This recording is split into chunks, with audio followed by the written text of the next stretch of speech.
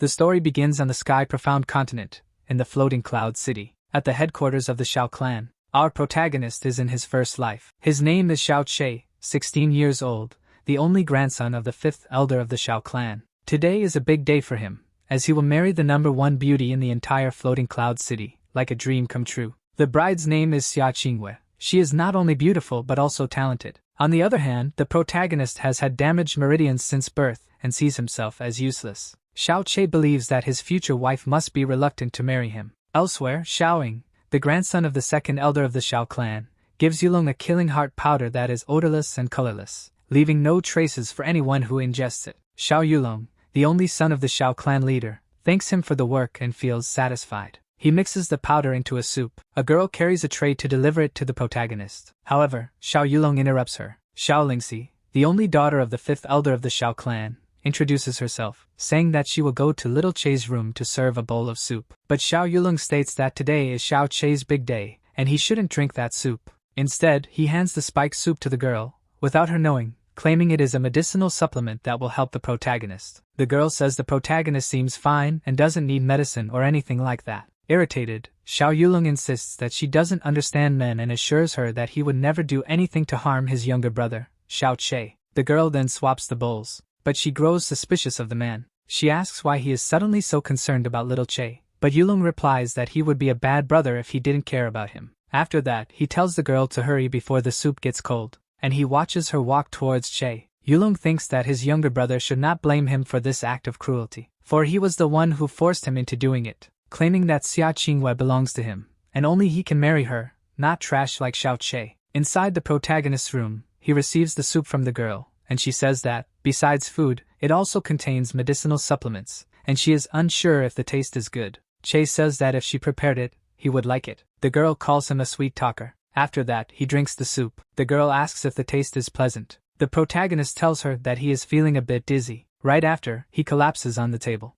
Lingxi asks what's happening and tells Che not to scare her like that. But the protagonist is already completely unconscious. Sometime later, on the Azure Cloud continent, a new life begins for the protagonist. Still a baby, he was abandoned in a forest. His cries could be heard from afar. A man walking by heard him and approached. He realized that the poor boy had been abandoned, and he understood that their encounter was not by chance. The place where they were was calm, with light clouds and well illuminated. Then, the man decided to name the boy Yun Che. The old man said he would like to accept him as his disciple, and would teach him everything about medicine so he could heal anyone. The boy's gaze no longer seemed sad. Seeing how happy he was, the old man thought he already knew what to do, saying that, from now on, they would be master and disciple, and live together. 24 years passed on the Azure Cloud continent. The situation is not pleasant at all. Animal and human corpses are scattered everywhere, along with their blood staining the land. Many died at once. In the same place, drops of blood drip on the ground, leaving the trail of someone walking down the road.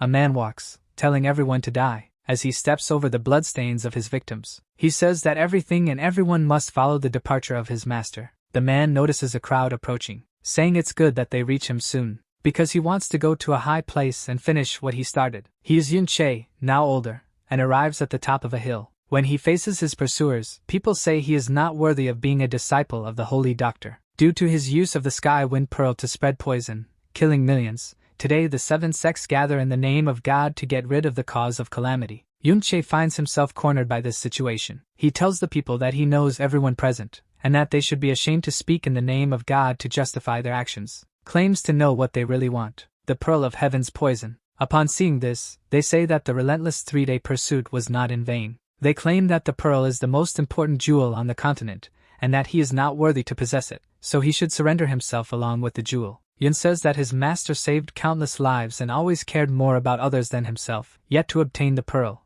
others caused his death, and even after that, they still want the pearl. The protagonist refuses to hand it over, and then swallows the pearl. People insult him for his actions, saying that by doing so, he is courting death. They advance toward Yun, stating that it won't be difficult to kill him, as they are in great numbers. Seeing this makes the protagonist start laughing. He says that even if he dies, it won't be by their hands, and he jumps off the cliff. They call him crazy for jumping. The people say that the cliff is the first of the 4 deadliest places, and too benevolent for Yun to die in, regretting that they couldn't retrieve the jewel in time. While falling from the top of the cliff, Yun thinks that in this life, he had no regrets, except for not avenging his master or finding his biological parents. However, the jewel inside him begins to react. Back to his past life, a reincarnation occurs while little Che was in his bed. The girl still tries to wake him up, and Xiao Che finally opens his eyes, surprising the girl who was so insistent on making him wake up. After awakening, the protagonist tries to understand what happened. The girl, on the other hand, completely overjoyed, hugs him,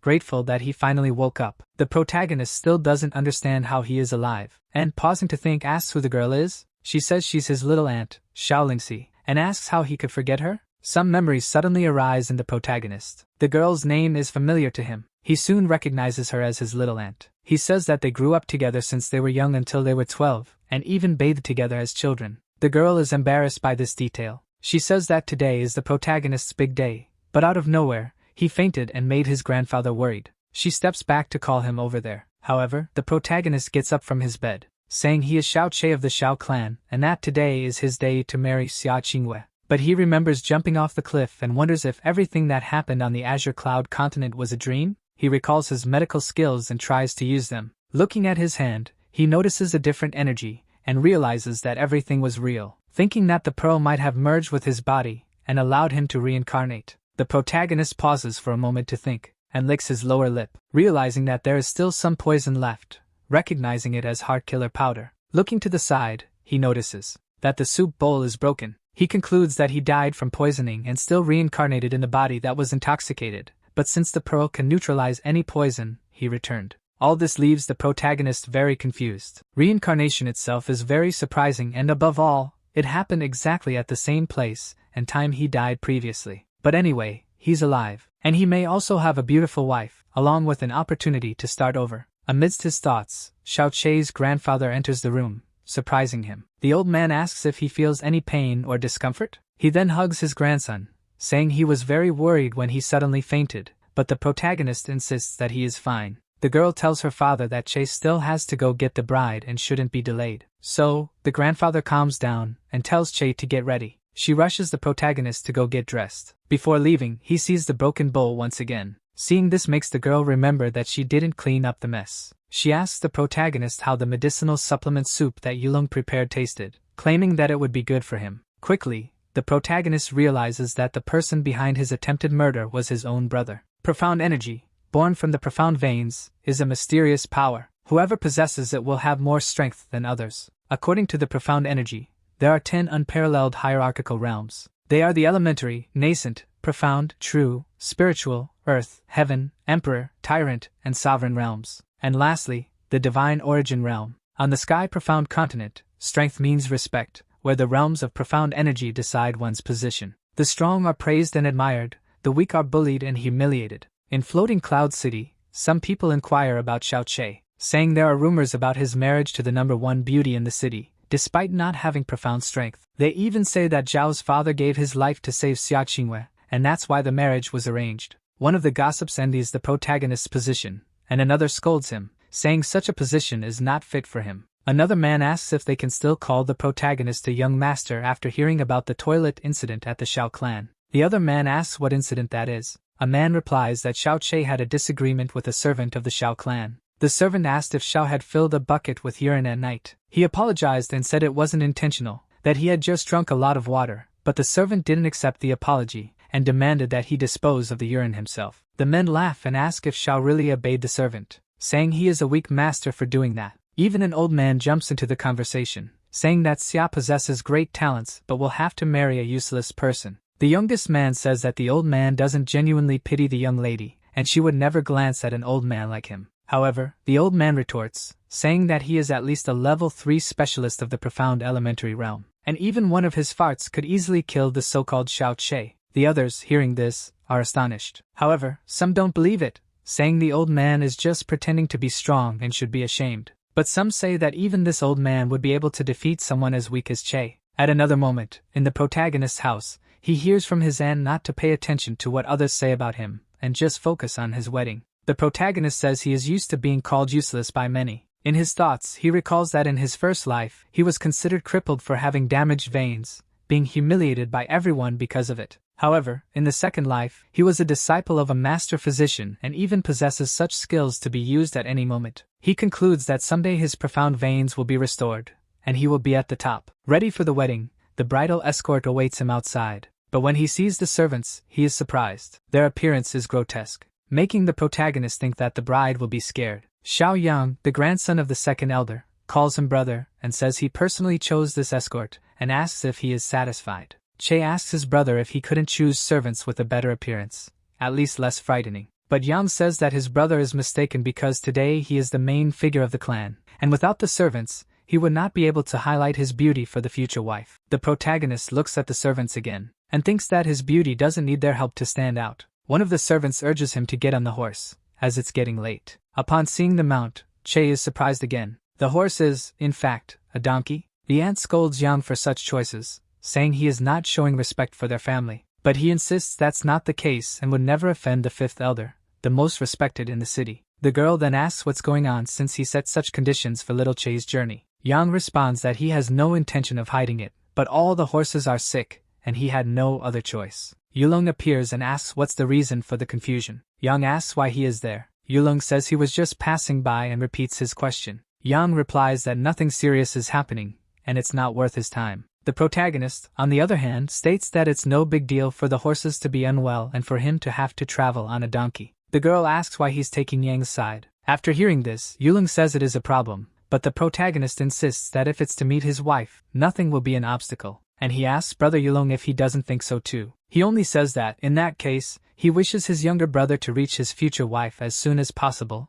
and won't delay him. Soon he leaves the place, calling for Yang. The girl asks why the protagonist didn't tell the truth, as it was obvious they were trying to make fun of him. However, Che replies that the two were in this together, and Yulong would never do justice for him. Indignant, the girl says she will tell her grandfather, as the situation has gone too far. Che stops her, saying that if she causes an even bigger commotion, there will be no wedding. She replies that it would be better if he couldn't get married. The protagonist didn't quite hear what she said, but the girl claims it's nothing important. So, he prepares to leave. She watches him from afar as he goes away, and wonders why she isn't happy for him on his big day, because she's crying instead of smiling. The protagonist didn't give up on his mission and went anyway. On the way, he wonders what would have happened if the girl wasn't his little aunt. Riding the donkey, he goes through the entire path, while the two who orchestrated everything watch him from a distance. Yang tries to talk to his brother, but gets slapped in the face in response. Yulong reminds him that he said earlier that anyone who consumed the heart killer powder would die and asks why Che is still alive. Lying on the ground, Yang doesn't know how to respond. He looks at his brother, and simply says he doesn't know what happened. Apparently, Xiao Che passed out but suddenly woke up again. Furious, Yulong says that now he'll have to watch Xia Qingwei marry that useless guy. Yang tries to calm him down, saying that on the way to get the bride, there will be plenty of new opportunities. He suggests they could kidnap the bride by force, but Yulong says the plan is stupid and if it were that easy, he would have done it himself. He claims that Che might not be good at anything, but his grandfather is at the 10th level of the profound spiritual realm, and there's no one in Floating Cloud City who can compete with him. He also adds that as long as the old man is alive, no one will dare to attack Che in broad daylight. Yang tells his boss not to worry so much because they found another angle. Xia Qingwei is the #1 beauty in the city. Even if she accepts the marriage, due to her status, she would never allow Che to lay a finger on her. Still, even if they search the entire city, someone worthy of her must have talent and elegance, and that person is Yulong. Happy to hear this, Yulong tells him not to flatter him too much, but to continue talking. Yang says that Che picking up the bride is the same as bringing her to him, and once they get to know each other better, with so many advantages Yulong has over Che, cheating on him won't be difficult. That way, Che's wife will be the same as his boss's wife. Hearing this, Yulong feels more excited and thinks that maybe it wasn't a complete failure that Che didn't die from the poison. In another moment, and in another place, some people walk through the streets of the protagonist's future wife's hometown. He finally arrives with his wedding entourage. Some onlookers comment that it's no wonder his clan is the richest among others, due to the kilometers-long red carpet. The men see the protagonist approaching, and wonder if he is really riding a donkey. They even think it suits his identity as a pampered young master. However, the protagonist isn't shaken, and says that riding a donkey, he can fetch the most beautiful woman in Floating Cloud City as his bride, unlike the envious ones. Hearing this makes the others furious. They threaten Che, calling him scum with no profound power, possessing only beauty and wealth, nothing more. Che doesn't feel afraid of the threats, and tells his men that someone wants to pick a fight with him. Soon, his servants protect Che from the troublemakers,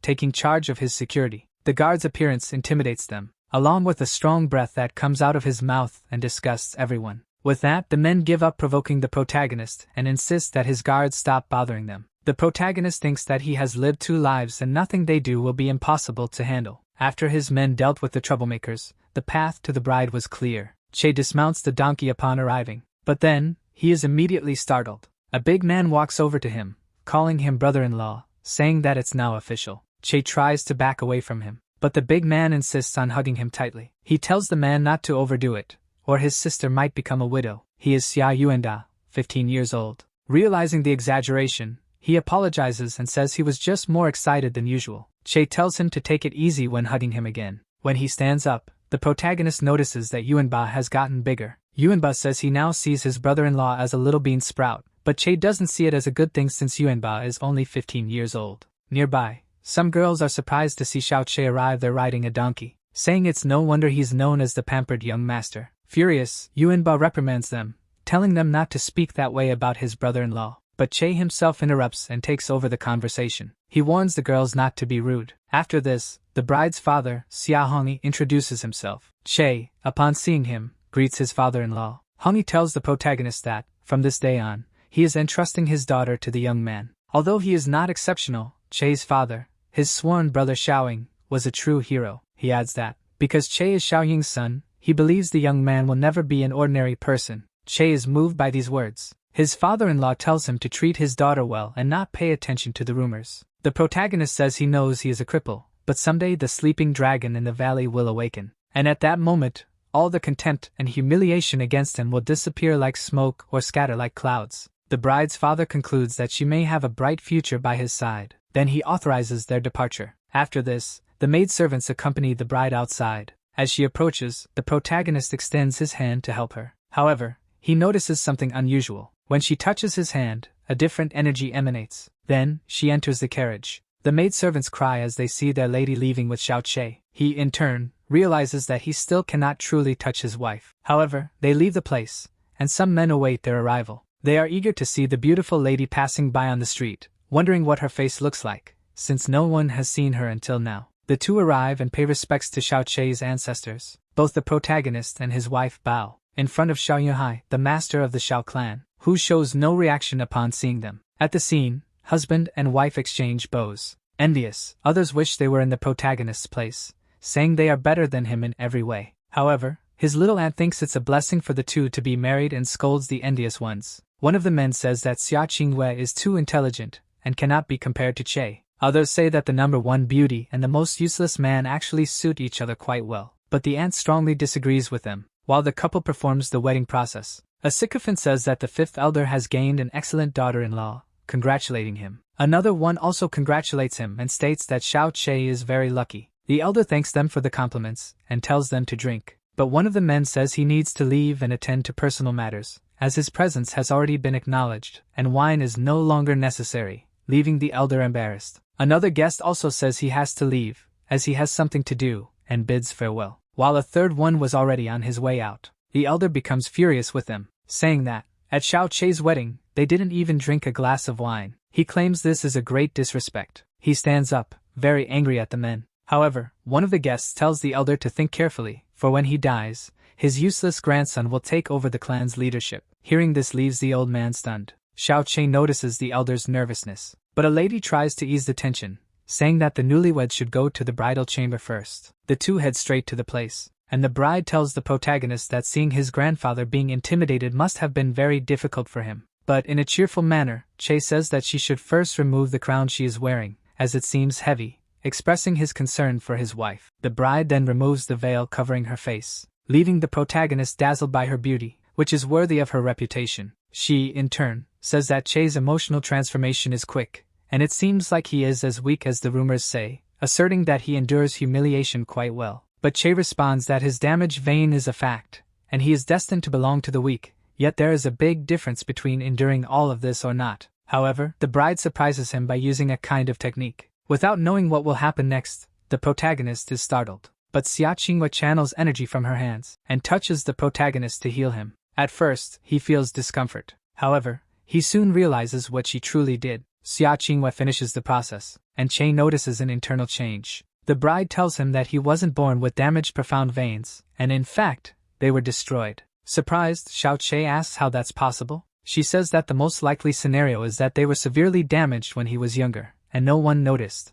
and by now, there is no possibility of restoration. Some energy stones are under the protagonist. He says that what his bride says may not necessarily be true, and regarding the energy stones, he states that if he's not mistaken, there is no ice technique within Floating Cloud City. Xia Qingwei replies that this is the frozen cloud art. Che asks if it's the frozen cloud of Asgard, one of the 4 main sects within the Blue Wind Empire. The bride says that until now, only her father knew about it, and since he is her husband, at least on paper, there's no problem in telling him. She says that some time ago, to save her life, Uncle Xiao suffered severe injuries, to the point of being unable to defend himself when attacked. The protagonist realizes that she is talking about his father. Xia Qingwei says that even though it was to repay his kindness, she does not regret marrying him. However, she states that they cannot consummate the marriage. She tells him not to misunderstand and that she doesn't look down on him. Meanwhile, a cold energy spreads across the floor. The bride says that anyone who wants to practice ice arts must first cultivate a frozen heart.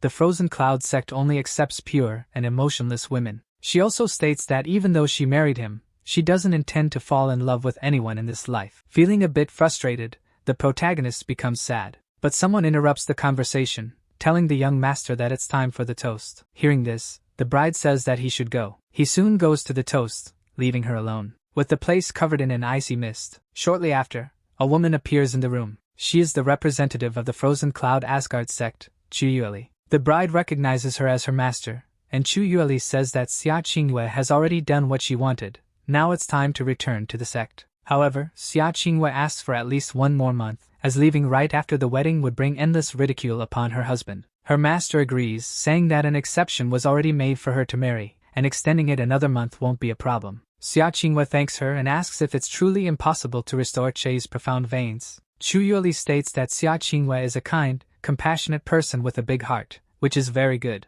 However, her master cannot help her this time. The wedding banquet is still ongoing. Xiao Che offers a drink to an elderly guest. The elder doesn't even thank him for the gesture, and the others sitting at the table don't feel comfortable with the protagonist's presence either. With that, Che feels completely embarrassed. One of the elders says that a delicate flower was placed on something extremely rotten, making a reference to the marriage. Hearing this leaves the protagonist unsure of how to react. He thinks that in this situation, he's setting himself up to be humiliated by them, and if he hadn't used all the power of the pearl in his past life, he would have poisoned them by now. Then, someone appears with a large wine jar. Yulong says that Xiao Che must have a drink with his older brother. The protagonist tries to dodge by saying that he's not strong with alcohol, but Yulong insists and says that he cannot refuse. Cleverly, Che uses one of his abilities before drinking, and accepts to drink with his brother. Yulong says they won't stop until they're completely drunk. 2 periods later, some guests were already passed out from the alcohol. The protagonist, on the other hand, seems very calm because of his abilities. With the entire inner space of the Heaven's Poison Pearl, he can drink liters and not get drunk. However, he needs to get rid of the liquid somehow, and thinks it's better to dispose of the wine first. With a kind of portal through his hand, he expels the liquid outside. However, suddenly, some young women see him, and think that the young master is urinating outside. Xiao Che thinks it would be boring to return like this, and decides to give his wife a little surprise. So he decides to put some of the liquid on his face to have a smell of alcohol. With this, he pretends to be drunk. After doing so, the young women who are still watching him from afar conclude that he is so intoxicated that he's putting his own urine on his face and walk away from him. Xia Qingwei was waiting for his return in the room, and the protagonist appears pretending to be drunk. However, an incredible force throws him away. Che is launched out of the room, and doesn't know what happened. He tries to get up after the fall. Feeling unsure of what to do, Che asks if his wife wants to kill him with such strength, telling her to open the door, as it was just a joke and he can't stay outside the room on their wedding night, because others will make fun of him.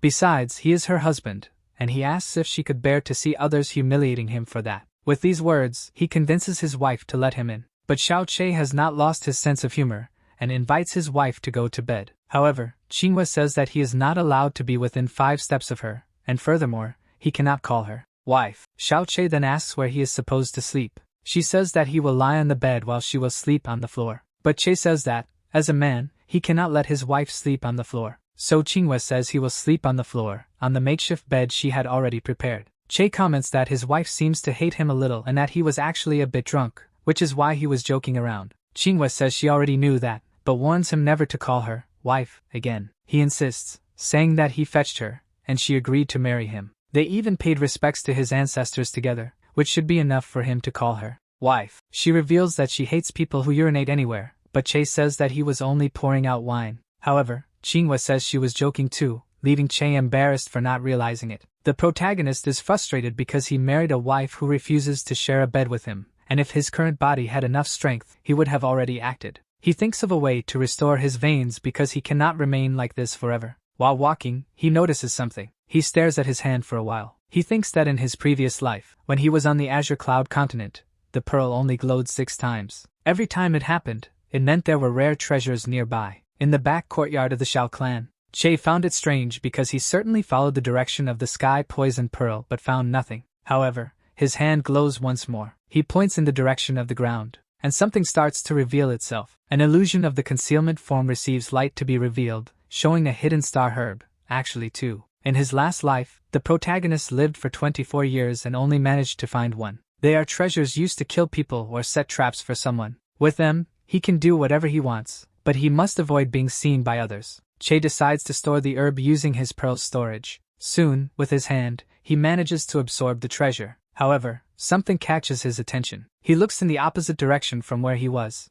and notices something lying on the ground, thinking it might be another treasure. But his pearl did not react to it. Soon, he realizes it is a person, someone lying on the grass without moving. He tries to guess if they are just unconscious or not. The protagonist approaches and notices that it is a girl. She is completely unconscious, lying on the grass. Che tries to deduce what could have happened to her, and touches her face, but she does not react. Then, he tries to wake her up with a pinch, but his hand is covered in poison. His power absorbed all the poison from the girl. Soon, he realizes what happened to her. However, the poison begins consuming him, and he is frightened by the venom's power, but his pearl manages to absorb everything, saving him from being poisoned by it. After calming down, he realizes that the pearl absorbed everything, saving him. Otherwise, touching the girl would have killed him. But the girl still arouses his curiosity about her identity and why she was poisoned. However, while he was looking at his hand, the girl grabs it. She wakes up and recognizes the sky pearl. This fact surprises the protagonist. The protagonist's finger was bleeding, and the girl puts it in her mouth to suck the blood. Che notices this and feels uncomfortable, telling her not to do that, because it could be dangerous for both of them. Nervous about the whole situation, he pulls his finger back, but then realizes that, out of nowhere, the girl disappeared, leaving him baffled as to how she did that. However, he focuses and notices that she ended up inside the pearl, through the portal in his hand. The protagonist somehow manages to cross the pearl's portal. There, he sees the girl from afar, and slowly approaches her. Upon floating closer, he stops in front of her, inside the sky poison pearl's internal space. The girl is unconscious, but the pearl is purifying the poison from her body. But the pearl has already fused with Che, making him wonder how she can do this on her own. He thinks this is why the pearl absorbed the girl, to try to purify her completely. Seeing the girl in her current state, the protagonist says that since she is practically living inside him, she should pay rent, and he intends to collect the debt with her body. However, when trying to touch her, he is stopped by himself. He concludes that she is just a little girl and he cannot do something so despicable to her.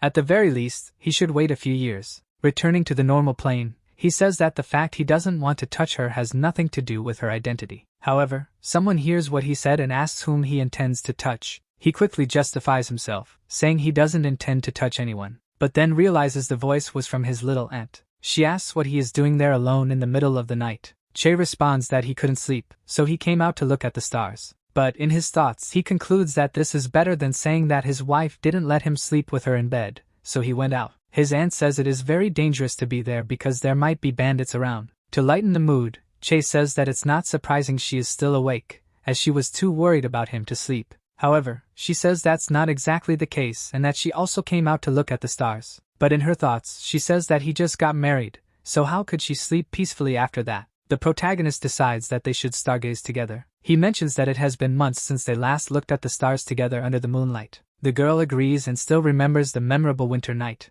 On that occasion, they watched the stars for a long time and, without realizing it, fell asleep. They didn't expect it to start snowing during the night. The next day, they were found looking like two little snowmen, and their grandfather was very worried. After that, they recovered after staying by the stove for 2 days. Che agrees and remembers that they also drank a very bitter medicinal soup. Recalling these things brings them closer, and Che tries to kiss her. However, the girl says they can't do that anymore like when they were kids because they have grown up and he is now married. The protagonist knows that his marriage is only for show, but he doesn't reveal that and simply says that he has a great desire to kiss her now. But for that, she says they must be married first. Che says that if she wasn't his little aunt, he would definitely have married her. Hearing this makes the girl blush. The protagonist notices that she feels quite embarrassed. Seeing that she is looking around everywhere, he asks what she is searching for. She says she doesn't want his wife to see them together there. However, Che says he's not afraid to say what he said, and even if his wife were there, he would still affirm that he really wishes he could have married her instead of his aunt.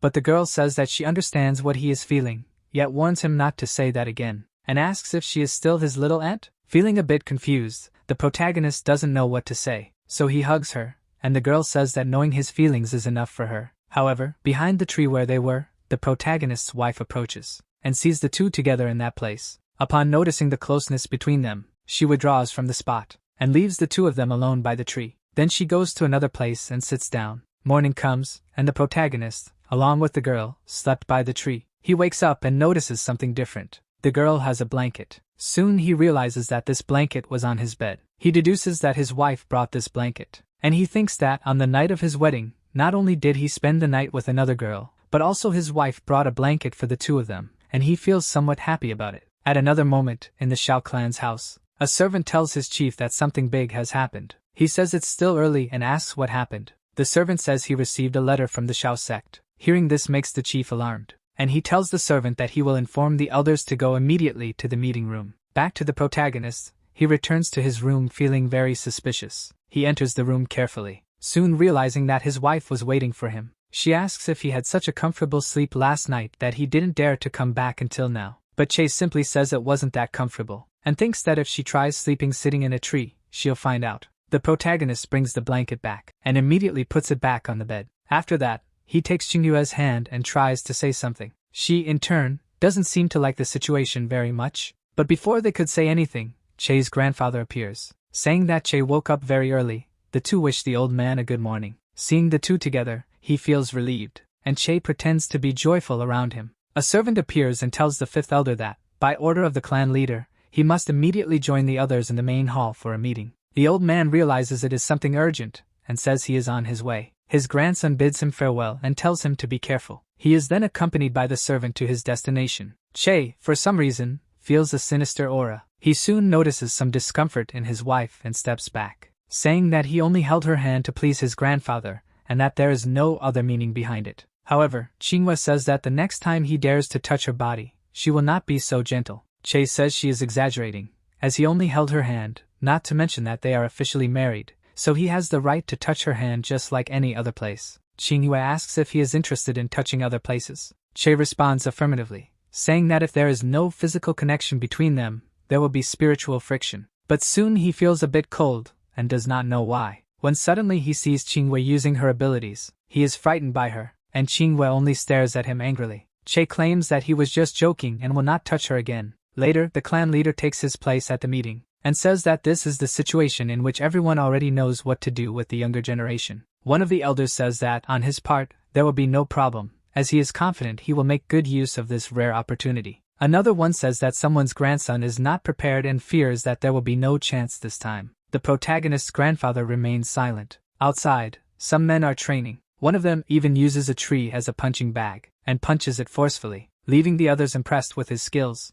The tree trunk is shattered by the blows, but he feels no pain, stating that training can sometimes be very refreshing. The protagonist shows up and says that these guys used to be lazier than the others and wonders why they are so dedicated today. Suddenly, he sees a man practicing flattery, praising the beauty of his imaginary master, and claiming he would do anything for him. This man thinks that, in the art of flattery, he is the best and that no one in the Shao clan can surpass him, saying that such an opportunity will definitely be his. Seeing such flattery, the protagonist is surprised and confused, asking what, after all, is going on and why everyone is acting so strangely. He sees his grandfather and asks him what's happening, saying that his expression suggests something bad has occurred. The grandfather says that a great event for the Shao clan is about to take place. The old man says that a letter came from the Shao sect saying they sent some men there a few days ago. Che does not understand why they would do that, and says that, compared to the Shao sect, they are, at best, a poor relative that no one cares about, and asks why they sent someone there.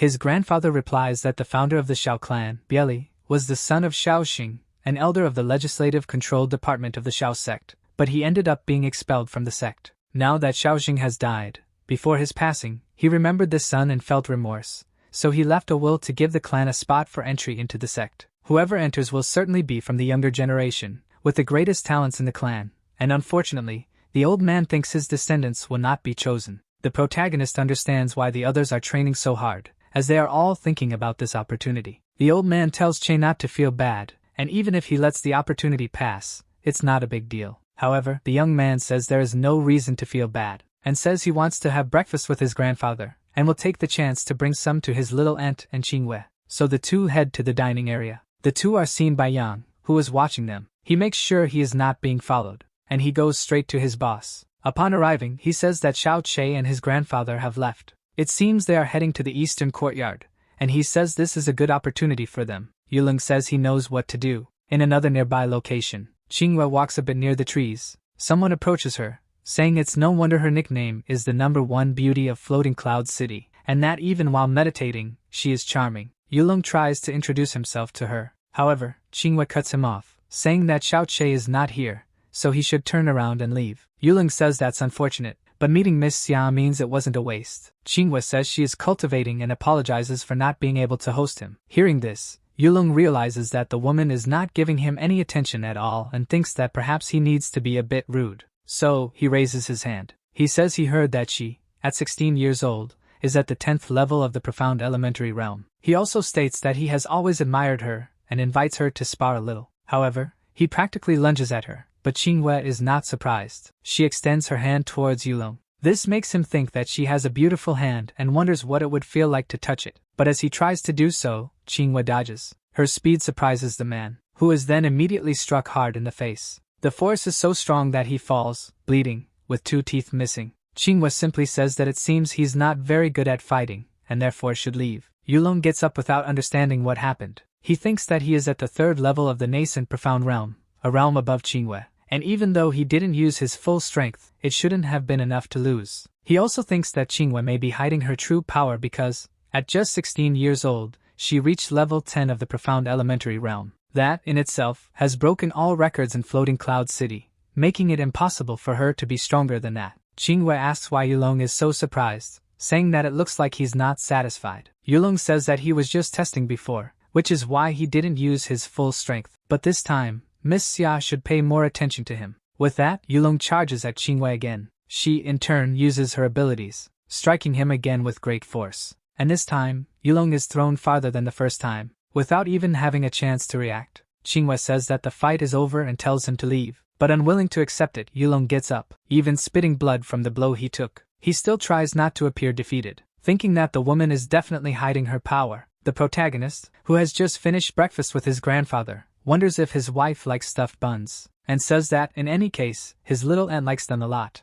Then he notices his brother Yulong walking around. Yulong tries to hide his face and flee, but Che insists on talking to him and asks what happened to his face. Angrily, Yulong tries to escape, but Che sees him up close and realizes he has been beaten up, and demands to know who did this to him. However, Yulong just says that he fell while training, and Che doesn't need to worry. Soon, the protagonist concludes that his brother must have worked very hard and says he won't bother him anymore, bidding him farewell. In his thoughts, the protagonist tells Yulong to keep running away, because it's clear that he was bothering his wife, whom even he hasn't dared to challenge. Che approaches Qingwei and says he brought breakfast. She immediately informs him that Yulong was there. Che says he already knows, as he ran into him on the way. He gets closer to his wife and asks, "What level is your profound strength?" But she steps away from Che without answering. The protagonist tries to corner her and demand an answer. However, he can't get anything out of her, and they both stare at each other closely for a brief moment. She asks why he's staring at her so much. Che says he's waiting for her answer. He asserts that communication between a couple is very important, whether mentally or physically. Qingwei becomes irritated upon hearing this.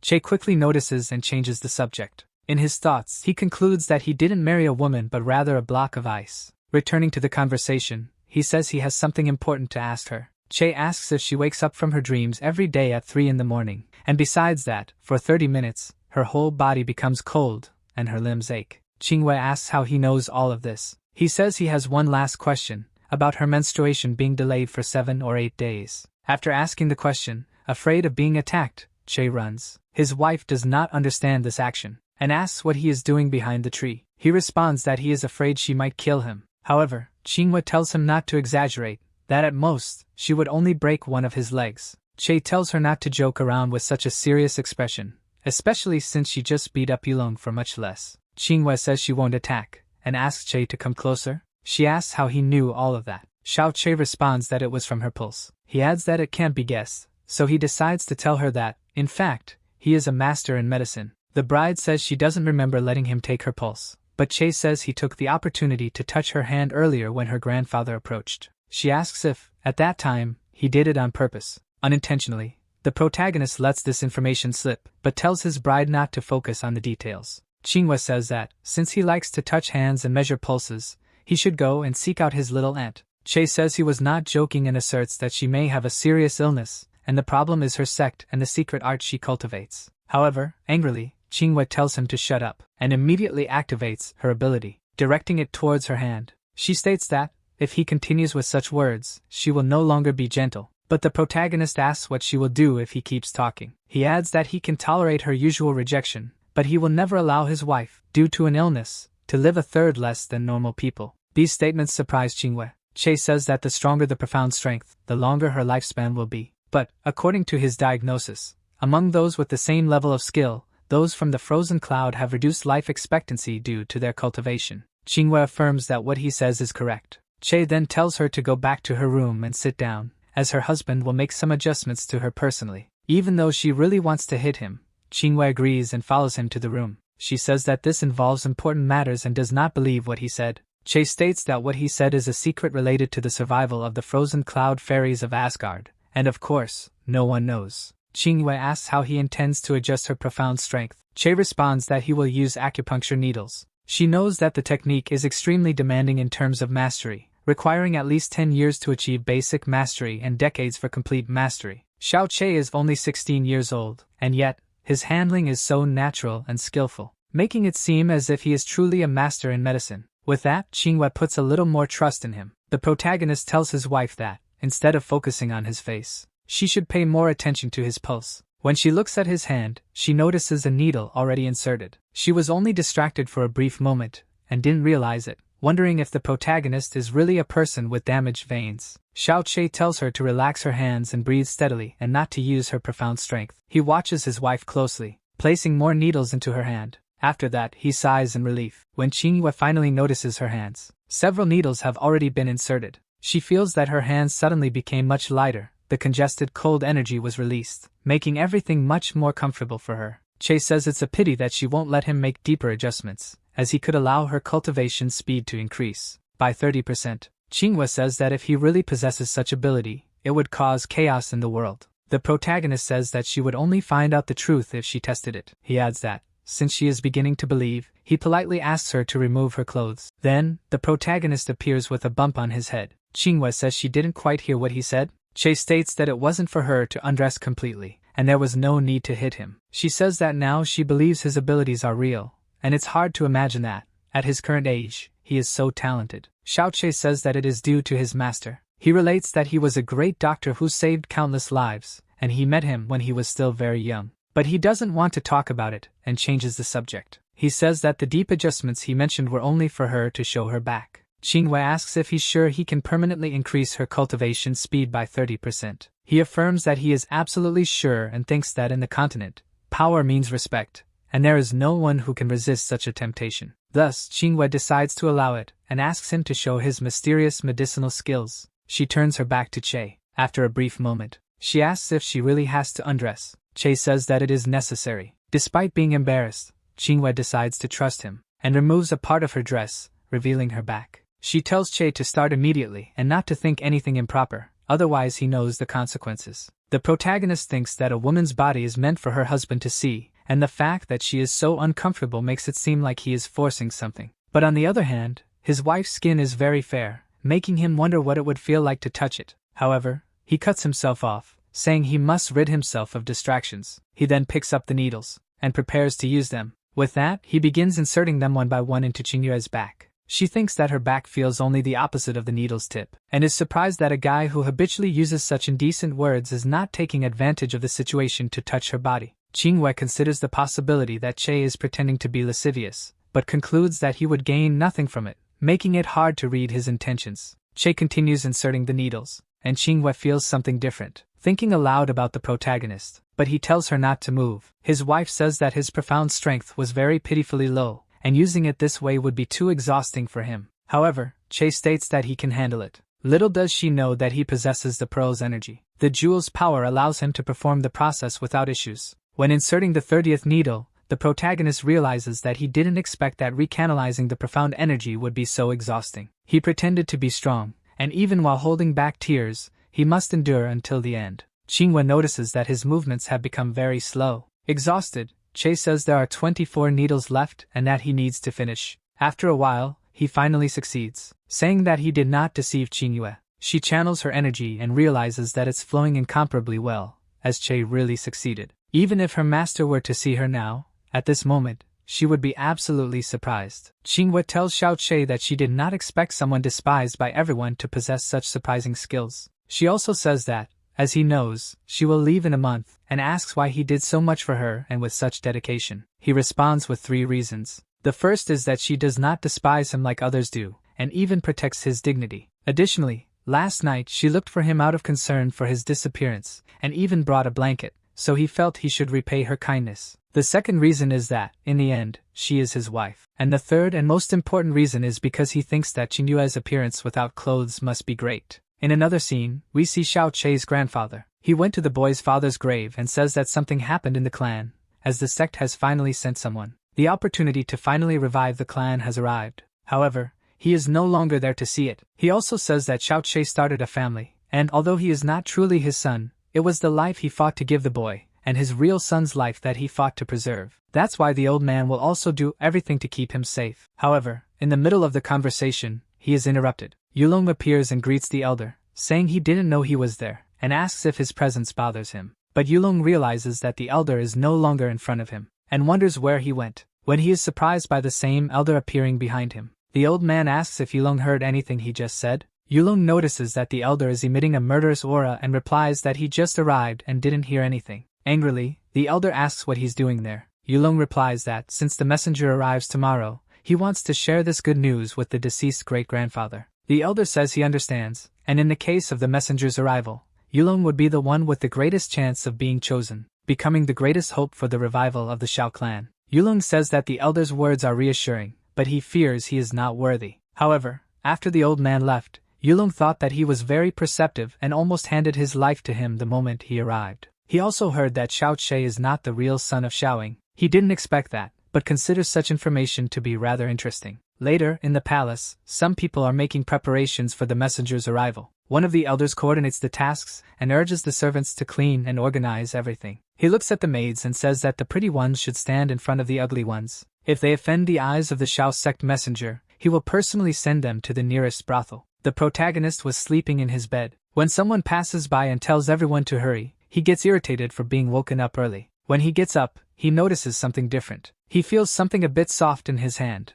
and a little cold as well. When he looks to the side, he realizes he touched his wife. She lay down beside him without him noticing. When he realizes it, it's already too late, and he ends up getting hit. Xiao Che says they have been married for some time, and he only touched her for an instant. There was no need to hit him for that. Qinghua says she allowed him to sleep in the bed with her because she was very tired, but she didn't permit him to touch her, and states that if it happens again, Yulong will serve as an example. Che tries to argue, saying that Yulong flirted with another man's wife and got what he deserved, but they are different because they are married. The protagonist asks how he will receive the guests now, and Qingwei uses her ice ability on his wound, saying she can help him with the swelling, but he asks if he should thank her for that. Qingwei simply replies that there's no need. She also says that she will not attend the welcome ceremony for the messenger. The protagonist asks why she doesn't want to meet the messenger everyone is talking about. He says that even the clan leader longs to kiss his feet, but Qingwei is too lazy to go, which is not surprising given that she is an Asgard disciple, very stubborn. Qingwei says she heard the master say that the man sent by the sect is Xiao Kuanyun, and without his cultivation, he is quite ordinary. However, he is a man who relies on the sect and commits atrocities. The protagonist says he will keep that in mind and thinks that even though she doesn't show it, his wife cares for him. Outside, the clan leader waits for the messenger's arrival. Some members say they have waited a long time, but there is no sign of the messenger, saying that the delay shows the arrogance of this sex envoy. But soon, a servant announces the messenger's arrival, and the clan leader is delighted to finally be able to welcome him. A mega extravagant carriage approaches. In it is the sex messenger, Xiao Kuangyun, accompanied by 2 beautiful women. He is also surrounded by guards. The clan's men who see him drool with envy, wishing for such a position one day, as they would always have good company. Soon the clan leader introduces himself and welcomes the messenger. After arriving at the location, the messenger settles into his seat to speak with the clan leaders. He says that if it weren't for the death of Elder Shaoxing, he wouldn't have known there was a place like this, where not even birds crap. The clan leader agrees with him. Xiao Kuangyun says that the dead are important, and that's why he came there, to fulfill the elder's will. Then, he looks to the side, and slaps one of his companions. Everyone is shocked by such behavior. He tells the woman that he was talking about sad things, so she shouldn't pinch him. Angry and shouting, he tells her to leave the place. Those present think his actions are exaggerated and judge him for hitting the woman. Xiao Kuangyun returns to his seat and asks if anyone has a problem with him. However, no one dares to reprimand him. On the contrary, some even praise his attitude. He says that the next day, all the clan members should gather in the courtyard, and no one should be absent, as he will select someone to take back to the Xiao sect. The opportunists are very excited that the rumor is true, some thinking that, even if they are not servants, they would have a bright future if chosen. The protagonist, seeing this scene, thinks that the people of his clan really have no salvation. Xiao Kuangyun says that since he came there, a gift for his hosts would not be missing. One of his servants hands a box to the leader, and says that it contains the profound recatalyzation powder, which can increase the speed of cultivation for a certain time. The clan leader is surprised by the gift. The others know that it is a legendary medicine. No wonder the sect is so powerful, and finally, such an item will be part of the clan's collection. When looking at them, Xiao Kuangyun concludes that they are a bunch of fools who have never seen the world beyond, and says that for the veins damaged for any reason, the recanalization powder also has an excellent restorative effect. Hearing this made Xiao Che's grandfather think that if he could obtain the item, he could restore his grandson's veins that caused him so much humiliation. After that, the clan leader says that it wasn't easy for the messenger to come here and orders his son Yulong to take him to see the place. Yulong does as ordered and walks with Xiao Kuangyun to the clan's main courtyard. He says that despite floating cloud being small, it has almost everything that's necessary, especially the local women, who are very charming. However, Xiao Kuangyun asks why he is talking about women, and what Yulong thinks of him. Yulong replies that he is full of energy, and clearly doesn't seem like an indecent man. In his thoughts, Yulong says that the messenger's heart is not aware of what kind of person he really is. However, Xiao Kuangyun stops walking because he is surprised by something. He sees in front of him a woman who catches his attention. Her unbelievable beauty, as she walks, left him speechless. Xiao Kuangyun asks who the girl is and says he has never seen anyone as charming as her before. Yulong says her name is Xia Qingwei, and she married a clan member who is actually trash with damaged veins, which surprises the messenger. Again, Yulong thinks about the messenger, as he didn't expect him to be interested in Xia Qingwei, but says that he is the only one who can have her. The messenger, in turn, says that a woman like that should belong to him, and no one else. Immediately after, one of his men warns him, saying that the sect leader specifically warned him not to steal wives or daughters, as that would be bad for him. Xiao Kuangyun doesn't seem convinced and says that this is unacceptable. Yulong thinks that the fact the man appeared there without making any noise makes him a high-level expert, and besides that, he is probably very strong. Even a simple follower is already so powerful, making the sect really as strong as they say, leading Yulong to conclude that sacrificing his future with Qingwei would be worth it. Immediately, Yulong says he has a plan for the messenger to have what he wants without resorting to violence. Hearing this makes Xiao Kuangyun extremely excited. Yulong says that's not all, as in his clan, there is another young lady who is not behind Qingwei in beauty. Impressed by this information, Xiao Kuangyun asks who this young lady is. The fifth elder's daughter, Xiaolingxi, Yulong replies. He also says that she is much easier to obtain, as long as Xiao Kuangyun wants, and Yulong will take care of getting her for him. At home, Lingxi speaks with her father, and asks if he saw the people from the sect, commenting that they are very powerful. Her father agrees with her and warns her not to leave the house much, as the messenger is not a good man. She notices that her father seems a little bothered and asks if it's because of the recent visits from the sect. He responds that the sect visitors brought a gift called Deep Recanalization Powder and said it has great restorative power. The girl quickly realizes that this could be used to repair Che's veins. Her father says it is difficult to achieve that result, but the clan chief sees the gift as an important treasure and would definitely not use it on Xiao Che. Lingxi says they can't do that, and that Che is the one who needs this cure the most. But her father says that, in the end, in their eyes, Che has no talent at all. The girl doesn't agree with this at all. She keeps that information in her mind, and decides to sneak out and disguise herself to go after the treasure. At dusk, she leaves her house, trying not to be noticed by anyone. However, she is surprised by someone, and gets very startled, but realizes that it was her own father. He says he knew she would try to steal the recanalization powder, asking if she knows how dangerous that is. If she is caught, the Shao sect would punish her, and no one in the entire city could save her. Lingxi says she knows that, but little Che's state is lamentable. Having his veins damaged made him despised by everyone. She also states that he has a good heart, and doesn't deserve this. Every time she sees someone laughing at little Che, it's very hard for her. As long as his veins are repaired, and even if she appears as a thief to everyone and is punished for it, she would still be willing to do anything. Her father understands her feelings, but he asks, if something happens to her in the future, who else would protect and take care of Xiao Che? With that, Xiao Lingxi realizes that Che still needs her. Her father says he will do his best to obtain the powder for his grandson, so Lingxi should go back to her room to rest. She apologizes for acting that way and promises she won't try to steal the item again. The next day, the protagonist is walking with his wife and asks how the matter they discussed last night turned out, but Qingwei pretends not to understand. The protagonist quickly tells her not to play around with him like that. Little Aunt calls Che and says they were waiting for him. He and his wife greet her and his grandfather. With everyone present in the courtyard, the clan leader calls for silence, as the sect's messenger is going to say a few words. Xiao Kuangyan says that it seems everyone is there and believes they already know why he came. He states that for him to lower himself and come to such a small place like that is an honor for everyone else. He also says that, in front of the sect, the founder of the Xiao clan is nothing but an insignificant worm. After saying that, everyone is shocked, including the clan leader, the protagonist, and even his grandfather, who heard everything up close. Quickly, the clan leader tries to ease the tension and says that it truly is an honor to receive the sect's messenger there. Filled with hatred and sadness, the protagonist calls the leader an idiot for laughing at the messenger's words, saying that his ancestor should not be humiliated in such a way. Xiao Kuangyan says that, according to Elder Xiao Xing's last wish, he will select one of the people present to take back with him to the sect. He also states that they need to understand that the sect does not accept just anyone. He says that he will personally examine each of them,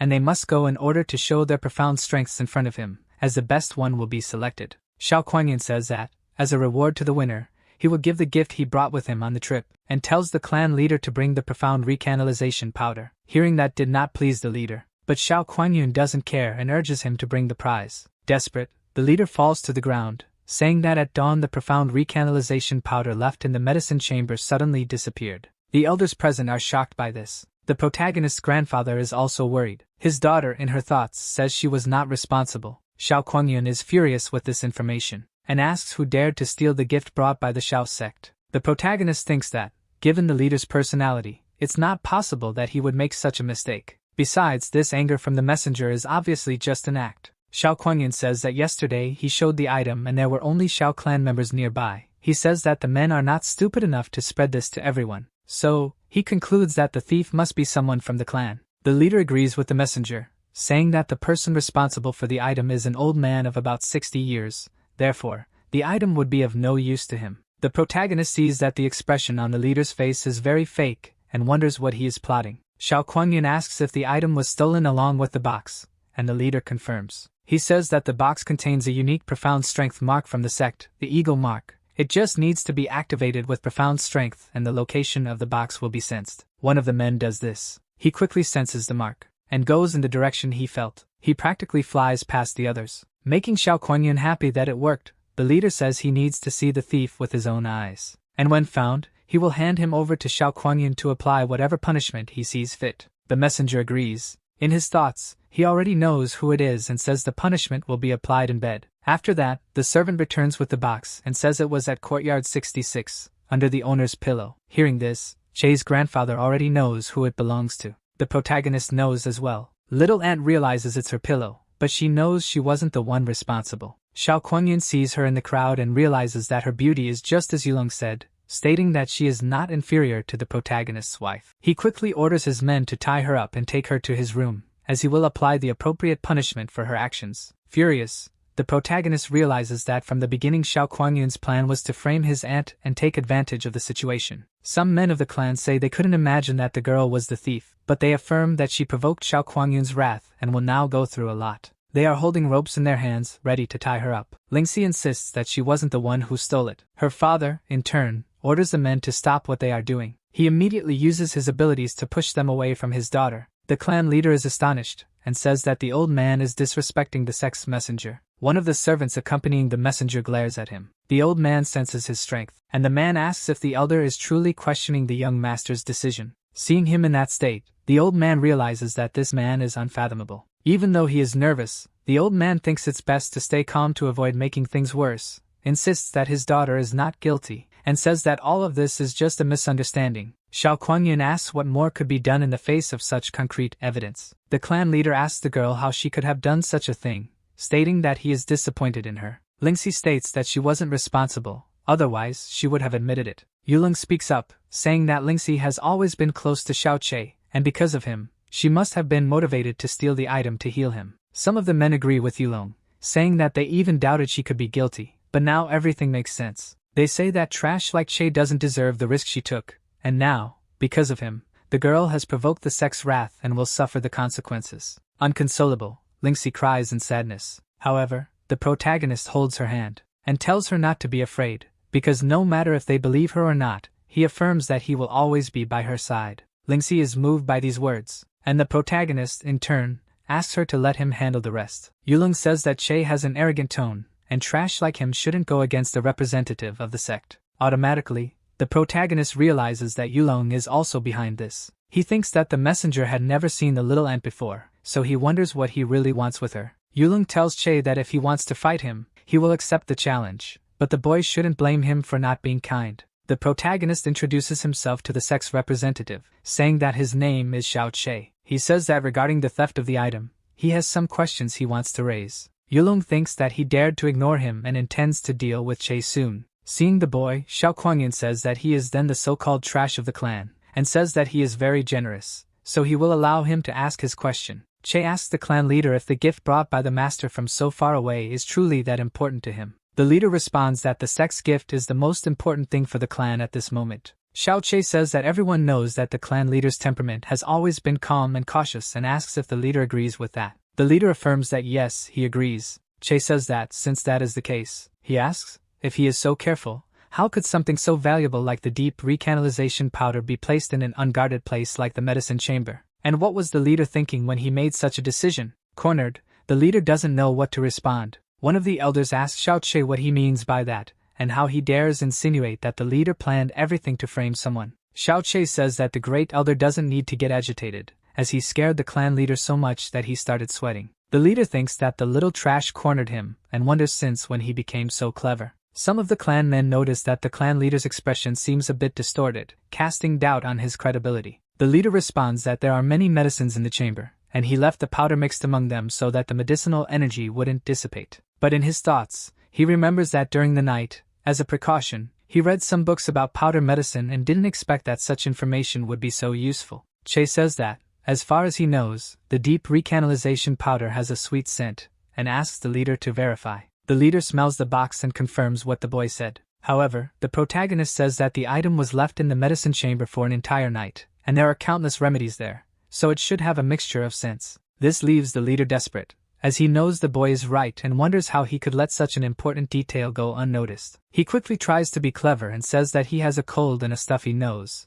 so he smelled it again and, in fact, it has a varied scent. However, being sharper than him, the protagonist says he was lying about the scent and asks where the leader smelled such a varied aroma. Now caught red-handed, the leader becomes irritated with the boy. Xiao Che says that if the leader didn't know any of this, can it be said that the item was really in the medicine chamber? And accuses him of lying. Such an accusation makes the leader very nervous. Little Ant thinks Che is a genius. He, in turn, thinks that in a debate about medicine, he can destroy anyone, as he knows everything thanks to his past life. Xiao Kuangyun thinks the boy did well with his words. In the face of absolute power, what will the leader do now that he's been exposed? He then says that whether or not the leader lied, Lingxi's punishment has already been decided. Outraged, Che says that this is nonsense, as they didn't even know where the item was and are accusing the girl of stealing it, clearly showing that they had planned everything beforehand. He also tells the clan people that they should see the truth and asks everyone to support justice for Lingxi. Che thinks that the truth is in front of everyone's eyes. As long as they're not stupid,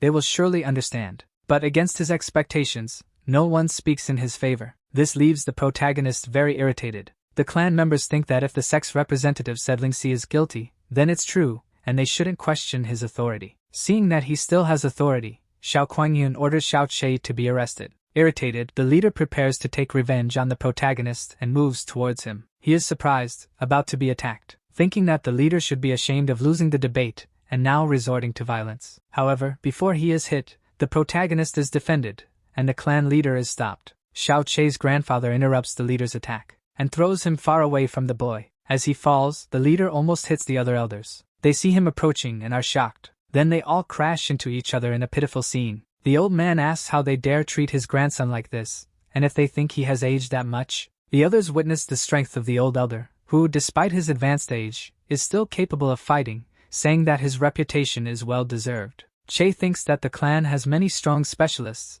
and that his grandfather won't be able to hold out alone, concluding that he will have to help him. He asks his wife where her master is and why she hasn't appeared, but the young woman doesn't know. The protagonist remembers that he had arranged it with her the day before, and she said that her master was nearby, otherwise he wouldn't have acted like this today. He tells his wife to stop joking and be nice, asking if her master has already arrived and is hiding somewhere. His wife replies that she really doesn't know, so Che concludes that now he's going to die. An elder asks the old man what this means, and if he intends to rebel. But he says he just doesn't want injustice for his family, and definitely has no intention of going against the clan. The elder says that Lingxi is the old man's daughter, so he wouldn't claim otherwise, saying he doesn't believe what he heard. However, the old man says that, despite not being a gentleman, he has always lived justly, and even though he has no great achievements, he has always lived under the light and never harmed anyone. Yulong takes over the dialogue and says that the old man deceived the entire clan for over 10 years and still says he has always lived openly. The old man asks what Yulong means by that. He asks if the old man dares to swear by his late son, Xiaoying,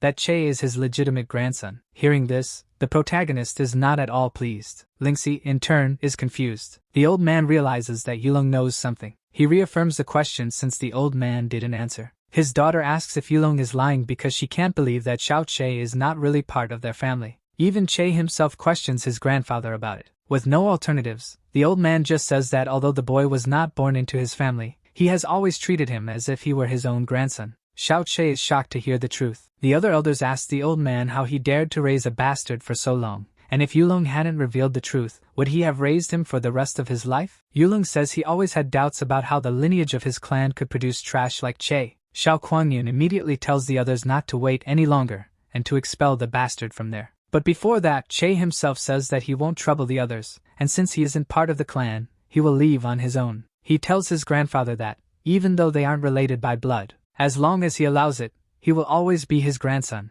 Xiao Che bows in respect to his grandfather. The old man says he will always accept him as part of the family. He tells his grandfather and the little aunt that after he leaves, they must take good care of themselves. Lingxi tells Che not to go, but in his thoughts, he apologizes to the girl, and if he had enough strength, and if he could become stronger, he would have done things differently. Che approaches his wife, and she shows no reaction to him. The protagonist simply asks her to keep her family safe. Qinghua says she will do so. Yulong tells him to wait, as he cannot leave yet. Xiao Che asks what else he wants. He says that the reason Qinghua married him was only out of obligation, and now that he is no longer part of the clan, he no longer has the right to have her hand. Immediately, the others agree with Yulong, saying that the marriage is illegitimate. The clan leader demands that Che hand over the marriage certificate and then leave from there. Xiao Che doesn't resist and agrees to hand over the marriage document, but says he won't give it to them. He says that as a couple, whether to stay together or divorce is a matter only for the couple, and no one has the right to intervene.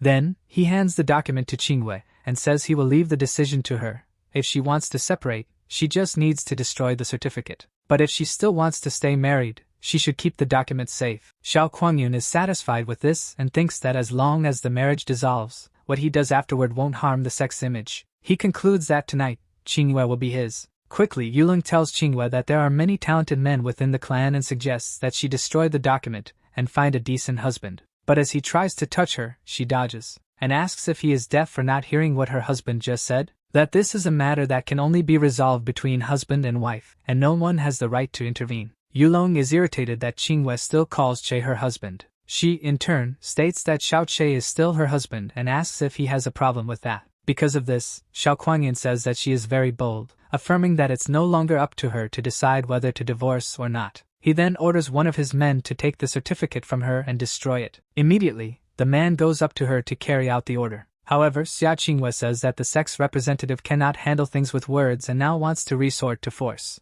The man approaches her, with a great desire to harm her, but he notices something different, and soon after, he is completely frozen. Qingwei doesn't even react to his presence. Others think that on a sunny summer day, it is impossible for snow to fall. Then, a woman appears in the sky, saying that the men of the Shao sect are getting bolder and bolder, as they are now even interfering in the marital affairs of her disciple. One of the 7 fairies of the frozen cloud, Chu Yueli, appears and asks who gave them such authority to interfere in such matters. Everyone witnesses her floating in the air without any external support. They see the floating technique and conclude that this is the legendary Sky Profound Realm. One of the sect men is shocked by the woman's presence, but Xiao Kuangyun, in turn, is captivated by her, and says that since she is here, she too will be his tonight. After saying this, he is immediately slapped by his bodyguard, who warns him that the woman belongs to one of the most powerful forces within the empire. He also says that Xiao Kuangyun's position in the sect is second only to the leaders, and even his father doesn't dare provoke them, stating that if he doesn't want to die, he must behave himself. Qingwei sees her master and greets her.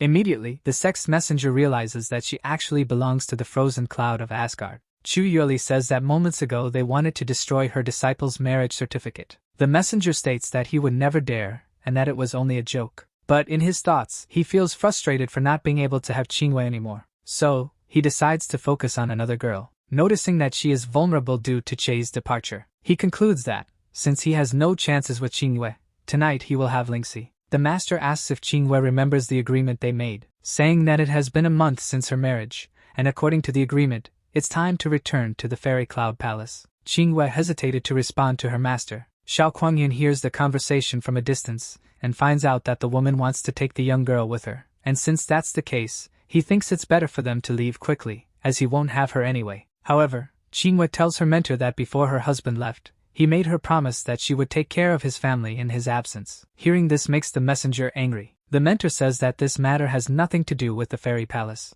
and that the only reason she is there is solely because of Qingwei. The messenger becomes excited and thinks that Frozen Cloud Asgard does not offer charity, and has no reason to interfere, wishing that the two would just leave soon. Qingwei does not give up and begs her mentor to consider her request. In exchange, she agrees to cultivate at full force when she returns. The mentor says that, according to Asgard's methods, she should have a cold heart, and her husband is only nominal, so she doesn't need to worry about the promise. But Qingwei pleads with her master. Due to her insistence, the mentor considers granting the young girl's request. However, Yulong interrupts the woman, saying that Lingxi committed a crime of theft, so this matter is exclusive to the clan, and despite Frozen Cloud's strength, they cannot interfere in other organizations. The old man tells Yulong that if he knows the matter is internal, why is he discussing it with a stranger, and asks if he still considers himself a member of the clan. Yulong replies that justice is in people's hearts, but in his thoughts, he says he doesn't care if he's seen in a bad light. As long as he can enter the Shao sect,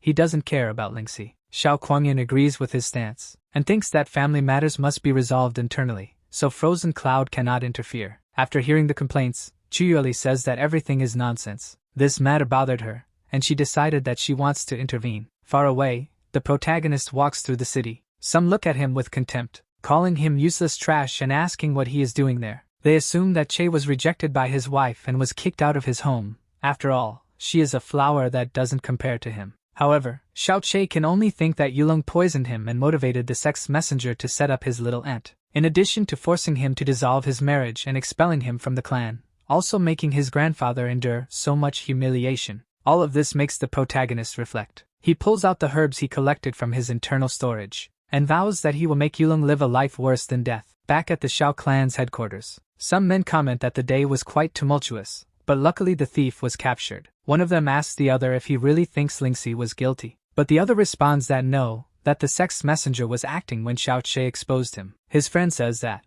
in a situation like that, of course, everyone would want to please the sect. Although the Frozen Cloud Fairy of Asgard made them spare her, imprisonment as punishment was inevitable. The protagonist was there like a ghost and heard everything. The effect of consuming the star concealment herb allowed him to remain invisible and intangible for a while. He quickly uses this ability to enter the pavilion. As he walks, he thinks that Qingwei truly didn't disappoint him. At least his little ant didn't fall into the messenger's wicked hands. The punishment was inevitable, and the girl must be locked in the reflection ravine, and Che assumes his grandfather is probably taking care of her, so for now, there's no need to worry much. Further ahead is Yulong's room, and the protagonist is about to pay him a visit. Yang is flattering Yulong, telling him not to forget him when he enters the sect. Yulong regrets that the plan didn't go as expected, but affirms that the sect's representatives saw his effort. Yang says that his brother has a refined mind and takes him as an example. He carries a drunken Yulong to his room because he can't do it alone. Before lying down, Yulong says that Frozen Cloud Asgard will only protect Lingxi for a while, not forever. Yang asks his brother if he has other plans in mind.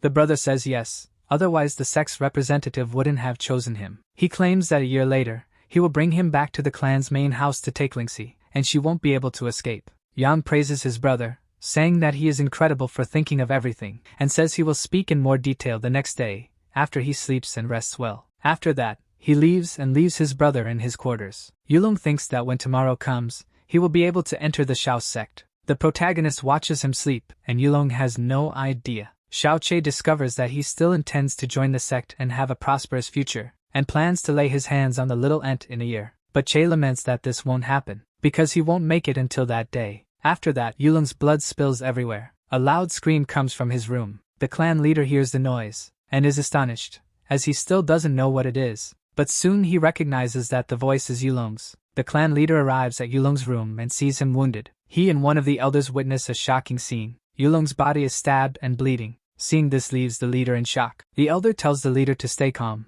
because even though the wounds are deep, his vital parts were not harmed. Desperate, the leader orders the elder to go to the medicine chamber and bring the vital restorative powder. Yulong, in turn, feels a lot of pain. His father tries to calm him, saying that the wound is nothing serious, and he will be restored quickly. However, when the elder reaches the chamber, he realizes that the entire place is on fire and many medicines have caught flames. He orders the others to put out the fire, but they say the flames are too intense, making it very dangerous to try to contain them. In his bed, Yulong cries out for a cure. The father tells him not to worry and rushes out to search for medicine, leaving his son alone in the room. Yulong remains lying down, feeling a lot of pain, but suddenly, the door closes. He is startled, as he doesn't know how that happened, but he hears a voice calling him an idiot, saying that clearly someone closed the door. Desperate, Yulong screams and asks who is playing tricks on him. Xiao Che reveals himself, and says that his cousin doesn't even recognize him anymore. Seeing the protagonist in front of him leaves Yulong completely shocked. He asks how the boy got in there and tries to call the guards. But Che says that a big commotion is happening outside, and even if he screams, no one will come to help him. Seeing Che with a blade in hand, Yulong tries to push him away but can't move properly. The protagonist says that he shouldn't waste his strength, as the earlier stab wound left him incapacitated. Yulong becomes desperate and scared of what is about to happen. But the protagonist says that the reason he returned is obviously to settle a debt, and immediately stabs him in the arm. Yulong says he doesn't want to die and begs for his life. Xiao Che says he won't spare him and is just getting started. He states that Yulong should know the consequences of harming his loved ones. He also says that with the next cut, he wants his eyes to never see again. Then, he slashes Yulong's eyes, leaving him blind immediately. Che says that with the next cut, he wants Yulong's mouth to never speak again. And with the next cut, he wants him to lose his lineage, because a despicable person like him is not worthy of having heirs. In the cave where Lingxi is being kept captive, her father keeps watch over her. The girl tells her father to go back home because it's damp there, and he might get sick. Her father says that just thinking that she will be imprisoned there for 15 years, he can't help but worry. Even though she is sad, the girl says that at least she is still within the clan. But Che doesn't even have a place to stay, and it troubles her not knowing where he is, and she asks if he is able to eat. Her father also feels worried, but soon senses a presence and asks who is there. Suddenly, Xiao Che appears and greets them. The little ant runs towards him, and gives him a tight hug. Lingxi wonders if she is dreaming and if little Che really came back. Her grandfather doesn't understand his appearance, and wonders if the clan leader allowed him to return. But Xiao Che says that they would never do that, and he came back on his own, infiltrating quietly. And he also came to give them a great gift. After a while, Yulong's father goes to his room with the vital restoration powder. But when he reaches his son, he realizes that something worse has happened. Yulong is more injured than before. One of the servants comments that what was done to him is terrible and extremely cruel. The elder says that all 4 limbs were crippled, his profound veins are ruined, all 5 senses were destroyed, including his lower parts. He also says that he is alive, but his condition is worse than death. Furious, the clan leader wonders who could have done this. He is on the verge of exploding with rage. His men try to calm him down, but they can't. But they end up noticing that some words are written on the wall. The leader looks at the wall, and notices that it is written with his son's blood. It reads, "To congratulate the old dog for his filthy son entering the Shao sect, I offer this grand gift, please accept it with grace." In pure hatred, the leader punches the wall, and says that whoever it is must show up right now. Xiao Chei's grandfather doesn't seem very pleased to see him in his current state. Chei feels embarrassed around him, and notices that the old man doesn't like seeing his daughter so attached to him. Chei says that even though little N hasn't seen him for half the day, he doesn't think she misses him that much to be hugging him for half an hour. He thinks that normally he wouldn't mind this, but now they are in front of the old man, and it's a bit embarrassing. But Lingxi doesn't care, and says that he shouldn't leave without her permission. Xiao Chei tells her that her father is watching. She quickly pulls away from him, and tells her father not to misunderstand, that her head was a bit hot, and she unintentionally forgot he was there. The old man asks if they're used to doing this when he's not around, but the girl says that they only have a normal relationship and are not that close. The protagonist feels embarrassed, as he only made it worse with the explanation. The old man, however, says he is not blind and noticed it a long time ago, and says he didn't stop them because either of them is related by blood. Xiao Chei takes the opportunity to ask his grandfather about his parents. The old man says that he thought his secret would remain in his heart for his entire life, but now it is time for him to acknowledge his true ancestors. He reveals that Chei's real father's surname is Yun. Chei realizes that in his past life, the surname given by his master was also Yun, and says it's a mysterious coincidence. His grandfather says that's all he knows and doesn't know the father's real name or where he came from, but affirms that he was very strong. He also says that back then, his son Xiaoying had been attacked while traveling across the Blue Wind continent, but Yun saved him. After that, they started traveling together, and at the time of their farewell, they became sworn brothers, until Chei's parents were seriously injured. Xiaoying prevented them from leaving and wanted to take them to a place to hide and heal their wounds, as their enemies were chasing them, but the couple didn't want to involve him. The enemies were relentless, and Chei's parents couldn't face them, so Xiaoying used the excuse that he wanted to hold Chei and switched him for his own son. Lingxi is amazed by this story and had no idea. Xiaoying, after switching the babies, went to his father and knelt in front of him. He said that he was still young and could have many children, but if Chei died as a newborn, his sworn brother would lose his entire lineage. The old man says that in front of a son who values compassion and justice so much, how could he blame him? Chei is impressed by the story told by his grandfather, but the old man says that it's not over yet, and after half a month, his son was murdered. The person who killed his son was the same one who was after his sworn brother. The purpose was to force Xiaoying to reveal the whereabouts of the boy's parents. Lingxi is shocked by this information. Chei realizes that his grandfather doesn't have white hair for no reason, despite still being in his prime age, and blames himself for everything. If Xiaoying hadn't traded Chei's life for the life of his real son, his wife wouldn't have followed him to death, and his grandmother wouldn't have died of depression. Chei blames himself for his grandfather losing his wife and looking so old at this age, even though he is at the spirit profound realm. Even knowing that Chei had damaged veins, his grandfather never abandoned him. On the contrary, he treated him as if he were his own grandson. Devastated, Chei falls to his knees on the ground. He bows before his grandfather for everything he has done until now. But the old man tells Chei not to worry too much, and that everything that happened was not his fault. Moreover, when Yin was on the verge of death, he passed away smiling. At least he kept him safe, and when they tortured him for information, it meant that his parents were probably still alive. Chei asks if there is a possibility that his parents are still alive. His grandfather says it's very likely. That was one of the things his son said before he died, and he also mentioned the reason why his parents were being pursued. It was because they had a celestial profound treasure with them. The protagonist thinks that he has lived 2 lives, but has never heard of such a celestial treasure. His grandfather also doesn't know what it is. The only information he has is that it is a terrifying taboo, and he tells Chei to remember never to mention it in front of strangers. He confirms that he will remember. His grandfather says it's late and he should go, because if people from the Shao clan find him, another problem will arise. Lingxi doesn't want him to leave, and tries to convince him not to go. But Chei says he must, however, tells the girl not to worry, because he will return in 3 years and make the clan kneel before her and apologize for everything. She says she doesn't want Chei to do that, and only cares about his well-being. Chei affirms that he will stay safe and remain steadfast. He also says that he has a promise to fulfill. The girl is puzzled about this promise, but she remembers that once he said that, if he wasn't already committed, he would marry her. In another scene, at the Xia mansion, Chu Yueli accompanies Xia Qingwei to her home, and asks if she has said everything she wanted. She replies that yes, and she is now ready to say goodbye to her father and brother. Her mentor says that the next day she will guide her using the profound floating technique, but first, she needs to get used to the flow of her profound energy. Qingwei agrees with her master. She tells the young woman to relax her breathing and calm her heart, then to circulate her profound energy. Chu Yueli notices something different in her disciple, and says that what she identified is impossible. Qingwei is confused and asks her master what happened.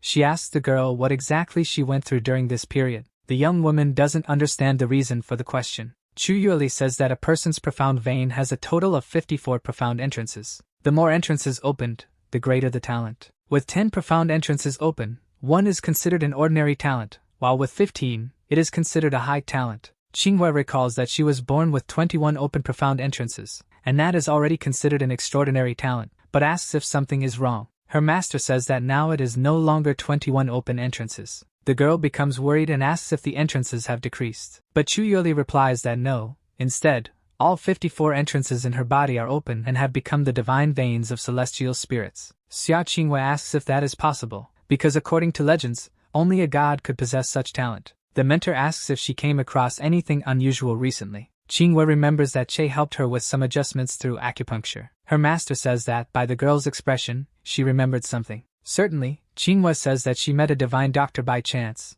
and he was the one who did this to her. Right after that, he left. As for his name or where he went, she says she doesn't know. In her thoughts, Xia Qingwei states that such abilities are too terrifying, which is why she decided to keep it a secret. Otherwise, Che could be pursued endlessly. Her master says that, indeed, there are many wise men who avoid the matters of the mortal world, and tells her disciple that she can rest. After being alone, Qingwei wonders if the reason Che gave her this immense gift was so that she would not forget him. After he was expelled from the clan, his wife worries about where he might be. The protagonist is still at the Shao clan's pavilion. He thinks that he would like to stay with his family, but the clan no longer accepts him. But he doesn't want his dear relatives to worry, because he will definitely return within 3 years. He also states that from now on, his name will be Yun Che. After that, he bids farewell to the place for good. Far from the pavilion, at a roadside inn, some men are eating and talking. The sect representatives stop there, and Xiao Kuangyun asks if there is still a long way to go before returning to the sect's headquarters. One of them replies that there is still a long journey ahead. Xiao Kuangyun says that this place is a dump, and he really wants to leave as soon as possible. The others say that it's the only place available for miles. Suddenly, some men enter the inn, and their leader says he is dying of thirst, asking for the best wine in the house, claiming he'll pay on credit as always. One of the people present comments that they are from the Silver Dragon mercenary group. Another man warns him to lower his voice and not to provoke them unless he wants to die. As they sit at the table, one of the mercenaries points to the table next to them. He sees Xiao Kuangyun and says that he has smooth skin and tender flesh, and just by looking at him, you can tell he's a traveler from a wealthy family. He also says that his clothes are expensive and could be worth some good money if resold. One of Xiao Kuangyun's guards observes the mercenaries. The messenger says he is so annoyed by them that he's lost the desire to drink, and orders his guard to eliminate them. As ordered, the man goes on his mission. Elsewhere, Yun Che walks along a hot road, saying that his body can't endure such heat. Che looks at a plaque his grandfather gave him, and told him to look for a man named Sikong Han in New Moon City, but Che doesn't know where that is. He also has a pendant, which he heard from his grandfather that he had it when he was brought as a baby to the Shao clan. He thinks that with this item, he might be able to find his parents and prove who he really is. But in his current situation, he might die of thirst before even finding them. However, from afar, the protagonist spots a place, and recognizes that it's an inn. He immediately runs towards the place, saying that heaven doesn't want him gone just yet. Inside, the people present realize that the sect's representatives are cruel, and want to make sure not to disturb them. The servant tells his master that the job is done. Xiao Kuangyun congratulates him on completing the task. Che suddenly enters the inn, asking the waiter for the best drink in the house. But he soon realizes that there couldn't have been a worse moment. He sees all the mercenaries lying dead on the floor, realizing that those responsible for it are the same people who expelled him from his clan, and the sect members did not expect to find him there either. Realizing what he has just gotten into, the protagonist becomes nervous. He enters and, somewhat awkwardly, greets everyone. Xiao Kuangyun says that he hasn't seen him for an entire day, and it's been a while. Che also wouldn't want to run into him there, and tries to slip away. Then he starts running and says goodbye. But Xiao Kuangyun immediately says that he was humiliated by trash in the clan's pavilion, and now he wants to run away? Outraged, he orders one of his men to go after Che. The protagonist runs, thinking that he just had to bump into the sex representative, and remembers that he showed off too much before being expelled, so now they will chase him. Not knowing what to do, he realizes that the venomous power of the pearl from his past life has already been exhausted. Now it has no use other than refining medicinal herbs and storing items. Inside the sky poison pearl, there is still a storage of medicinal herbs that he brought from home. Among them, some can be combined into a toxic powder, and with the pearl's ability, it will only take the time of 4 breaths. Though it cannot kill a specialist, it can delay him. But something interrupts the protagonist's thoughts. He notices that one of the sex men has followed him. The man says that, by order of his master, he will send Che to meet the judge of hell. Che tries to dodge and thinks that 3 breaths of time are still needed. The sex envoy says that although his master wanted him to torture Che, he wants to be more straightforward. However, the protagonist says he begs for torture. In reality, he's stalling for time to complete the breaths.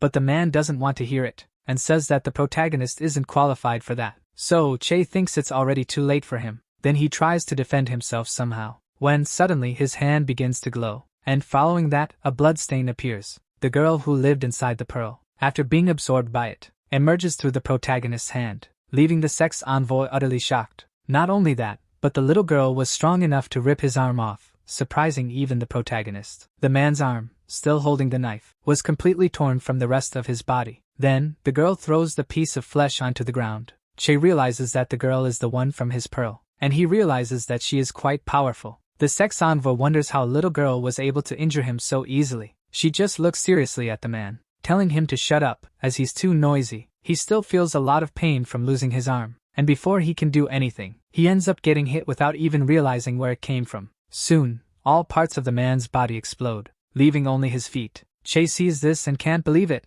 as with just a scream, she left him in that state. He thinks he might have unknowingly taken in an ancient being, but he remembers that when she entered the pearl, he had seen everything about her body. The protagonist thinks the girl is very dangerous and concludes that it's best not to get involved with her. But before leaving, he sees the girl completely in shock. He realizes that the absolute god-killing poison affected her, and he wonders how a princess could use just this amount of power and receive such a severe side effect. After that, Che notices a strange aura around her, becoming nervous about what might happen. Che then decides to speak to her, asking if she is okay. Jasmine asks if he changed his mind about leaving, but Che says that he just turned around to see the view, and from what he sees, he says that her poisoning is quite serious. However, she gets angry and asks, "So what if I'm poisoned?" She never expected the poisonous pearl to choose someone like the protagonist. She also asks if the spiritual will of this celestial profound treasure is distorted. The protagonist wonders if there is more than one celestial profound treasure, and thinks that the reason his parents were hunted might be because of this. But he concludes that the sky poison pearl came with him from his previous life, and it cannot be related to his parents. Back at the inn where the sect representatives are, Xiao Kuangyan says that the dishes are already served, and Xiao Ba has still not returned, stating that it's impossible for him to take so long to deal with a piece of trash. He also says that Xiao Ba must have gotten lost in this strange place, and orders the other servant to see what happened. The other servant immediately obeys the order. The pearl is the 5th ranked of the 7 celestial profound treasures. Within it, there is infinite space, where all poisons can be created, neutralized, and refined. 1300 years ago, it appeared in the world and caused a great disturbance, then disappeared afterward. The girls still cannot believe that something so grand fused with the protagonist. Che tries to use humor to respond and says that the pearl might like handsome men, which is why it chose to merge with him. But his humor is quickly cut short. The girl grabs him by the neck and says she has no time to waste on his nonsense, and gives him 2 options: hand over the pearl, or die. The protagonist says she can kill him now if she's able, and if she really wanted him dead, she wouldn't have risked taking so much collateral damage from the poison to save him. Jasmine asks what the connection is. Che replies that she cannot kill him, because if he dies, she will die too. The reason she can enter the pearl to suppress the poison is because that day she absorbed his blood. Thanks to that, she can enter and leave whenever she wants. In other words, the pearl recognized Che as its owner, and not the girl. Therefore, his life is also her life. If she dies, Che won't be affected, but if he dies, the girl will die as well. That's why, if the protagonist hands over the pearl, it would be like asking to die. The girl releases him, and says she didn't expect Che to be this clever. He says she doesn't need to use so much strength. He also says that Xiao Ba has been missing for a long time, so someone will come looking for him, and then he'll let the girl deal with it. He also says that he saved her by protecting her inside the pearl all this time, so it wouldn't be too much to ask her to be his bodyguard. Che thinks the girl has a very childish behavior but tries to approach her, asking for her name. She replies that her name is Jasmine. The protagonist says that the jasmine flower is cute, small, white, pure, and flawless,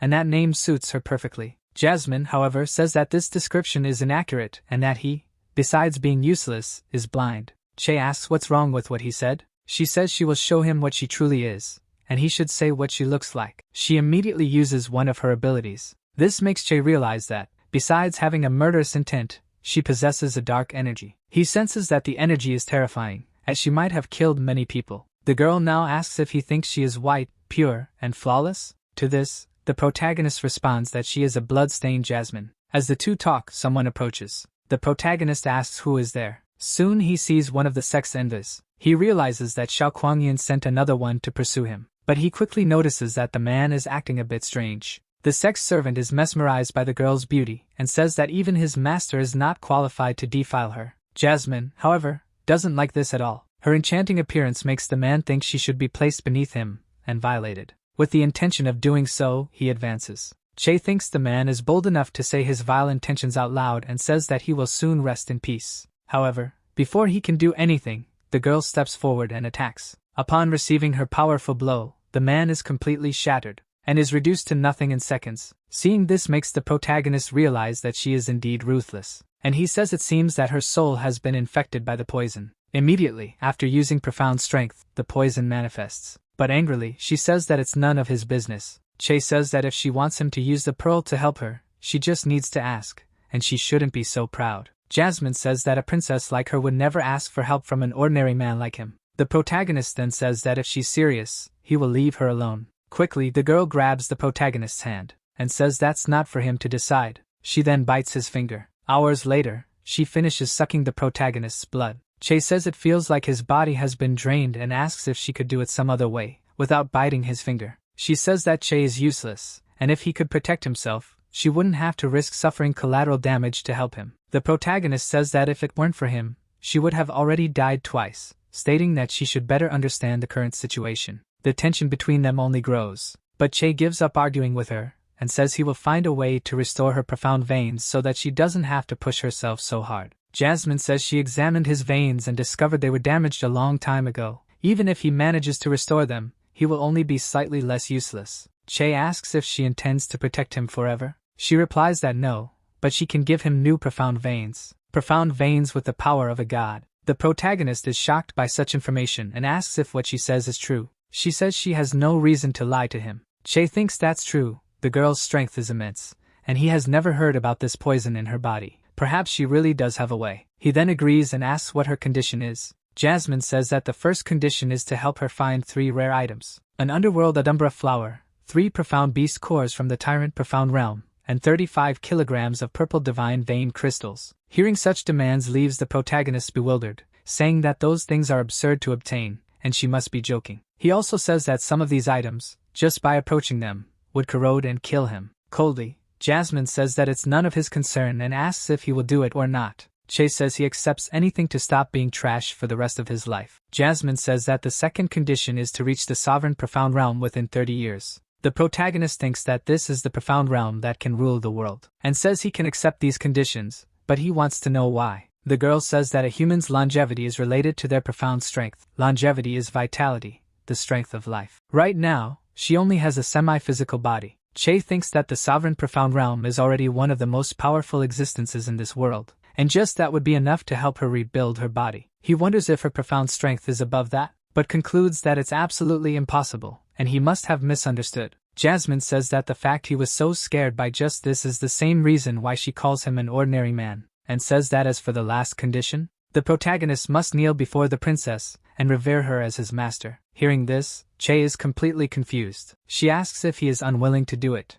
Che, with all respect, asks how old she is. Jasmine responds that she is 13 years old. He immediately laughs and asks how he could possibly revere a brat as his master. Jasmine says that in this world, strength commands respect, and judging power by age is the most foolish act. Che says he agrees and can revere her, but she shouldn't expect him to kneel before her. Jasmine asks why. The protagonist replies that he can kneel before the elderly, before a benefactor, and even before his wife, but he cannot kneel before her, as his dignity does not allow it. Jasmine just laughs. Then, she grabs the protagonist's shoulder, forcing him to kneel, saying that such a decision is not his to make. The protagonist feels a lot of pain in his shoulder, as he is subdued by Jasmine. He realizes that her strength is immense, and he cannot break free. Jasmine says that he must kneel and revere her immediately, and she will officially become his master. She will not only replace his profound veins, but will also guide him on the right path of profound cultivation, even if the protagonist disagrees. He says that even if he doesn't give up on his profound veins, he would never bow to a little girl like her. The girl asks if that's really the case. Then she places her foot on his shoulder, and slams him hard onto the ground. She says that if the protagonist feels too proud, he should stand up, and he shouldn't be naive, because without power, he will only be able to kneel before her. And even if she tramples him to death, Che would only have himself to blame for being too weak, as in this world, power is everything. Che thinks that it's true. Without power, he cannot protect his dignity or his loved ones. Jasmine tells the protagonist that from now on, she will be his master, and asks if he has any questions. Che asks if her body hair hasn't grown yet, or if she's naturally a white tiger. She doesn't understand at first, but when she grasps the malice behind the question, she blushes with embarrassment. She immediately moves away from the protagonist, and becomes extremely flustered around him. Che stands up and supposes that this is what they call the disciple's bonus. Angrily, Jasmine tells him to completely forget what he just saw. If her life weren't tied to his, she would definitely make him die without a place to be buried. However, the protagonist says that, in fact, his eyesight isn't very good, and just now, he absolutely didn't see anything bald. The girl notices his sarcasm, and says that he still hasn't understood that not being able to kill him doesn't mean she can't beat him up. With that, she does so, and punishes him accordingly. Afterward, she says that hitting is more satisfying than killing. Although controlling her power is a bit annoying, it would be bad if she accidentally killed him. All battered, Che asks if she really needed to be that cruel. But on the other hand, he promptly asks for the new profound veins. Jasmine tells him not to rush, as she's about to do it. Then, she uses her abilities. She invokes a drop of blood on her finger, and the protagonist watches, not fully understanding what's happening. Far away, in the Scarlet Dragon Mountain range, Jasmine talks with Che and says that, according to a book, in the ancient era, the gods fell, and the last true god to fall was known as the evil god. After the evil god's fall, an immortal drop of blood containing his divine power was left behind. If Che could infuse this immortal drop of blood into his body, his profound veins would be capable of generating the power of the evil god. A month ago, someone found the place where the evil god fell. To obtain the evil god's blood, countless people converged on the same spot, fought, and killed each other for its possession. And in the end, it fell into the hands of this princess. Che asks if the reason she was injured and poisoned was due to the struggle for this immortal blood. Jasmine says that it's not as amazing as the records claim. However, as for its purpose, they will only find out after testing it. Then, she touches the protagonist's heart. After that, Yunche's body burns with inner power. Jasmine says that this immortal drop of blood will devour all his profound veins, and then it will generate the profound veins of the evil god. And she would never completely erase all his cultivation, but using it on Che would be quite appropriate. Seeing Che, she says that the pain of his profound veins being devoured is immeasurable. If he screams, it might help alleviate the pain, although the effect would be reduced. But the protagonist says that it is not necessary. The girl asks what he said, as his tone was too low and she didn't hear it clearly, and tells him to hurry and beg by screaming loudly. In her thoughts, she thinks that he shouldn't be looking where he shouldn't, and this is her way of reciprocating. However, the protagonist resists, and says that as long as he can become stronger, this pain is nothing, and beyond the pain he feels, he can already sense a power within his body. Jasmine is astonished that he can still smile with such terrifying pain. He is obviously just an ordinary man and wonders how he can have such strong willpower. Che, despite feeling a lot of pain, thinks that the new profound veins won't be enough. From his internal storage, he pulls out a box of acupuncture needles. He still affirms that not only does he want to possess veins with the power of a god, but he also wants to have a talent comparable to that of a deity. Seeing him, Jasmine asks what he is doing. Che is pricking himself with the needles into his own profound entrances within his body. This does not stop him from feeling pain, but it seems to intensify the flow of power. The girl realizes that he is truly forcing open his profound entrances. The more profound entrances opened, the greater his talent will become. She had originally planned to spend over 10 years to help him open them, but she didn't expect that Che could do it alone at such an insane speed. The protagonist grows stronger and stronger. The energy within his body intensifies further. Jasmine notices that, in less than an hour, he has already opened 54 entrances, and wonders if this is one of the many abilities of the Sky Poison Pearl. After the process is completed, Yun-chae says that the pearl only accelerated the process, but opening the entrances was his own doing, and he forgot to mention that he was a doctor. Chae says that he feels something has appeared inside his body, and asks what these things he's feeling are. The girl says that these are the 7 realms of the evil god, the 7 gates, which are used to attain secret arts, appearing along with the new veins. By cultivating the profound ice arts, he can transform the attribute of the veins into an ice attribute, while the profound arts can transform them into a fire attribute. Jasmine says that since he possesses the veins of the evil god, his attribute is berserk. The protagonist asks what that is and how to use these 7 gates. In the memory trace of the drop of blood, only the first 5 realms were recorded, perhaps because the evil god believed that opening the 5th realm would be his limit. The girl says that every time he opens a gate, his strength will increase tremendously. As for the method to open them, he just needs to use his imagination. Even if he could open the first gate with his current body, he would explode and die, so Jasmine advises him not to do it. She also says that she's not in good condition at the moment, and needs to return inside the pearl to rest. Jasmine returns inside and tells Chae that he's not allowed to disturb her for the next 3 days. Chae, on the other hand, says that up until now she has always proclaimed herself a princess, and asks if she could really be a true princess. But Jasmine doesn't answer him, leaving the protagonist hanging. Anyway, he knows what he has to do now. With that in mind, his path of deep cultivation in this life begins here in the Scarlet Dragon Mountain Range. 7 days later, inside the Sky Poison Pearl, Jasmine rests as she wished, and finally wakes up from her sleep. She didn't expect to sleep for 7 days, and exits the pearl, wondering what the protagonist is doing now. Outside, near a waterfall, the protagonist trains near the waters, and stands under the waterfall. He tries to remain standing, but can't hold on for long. Jasmine asks if he's trying to kill himself, as being still in the first level of the elemental profound realm,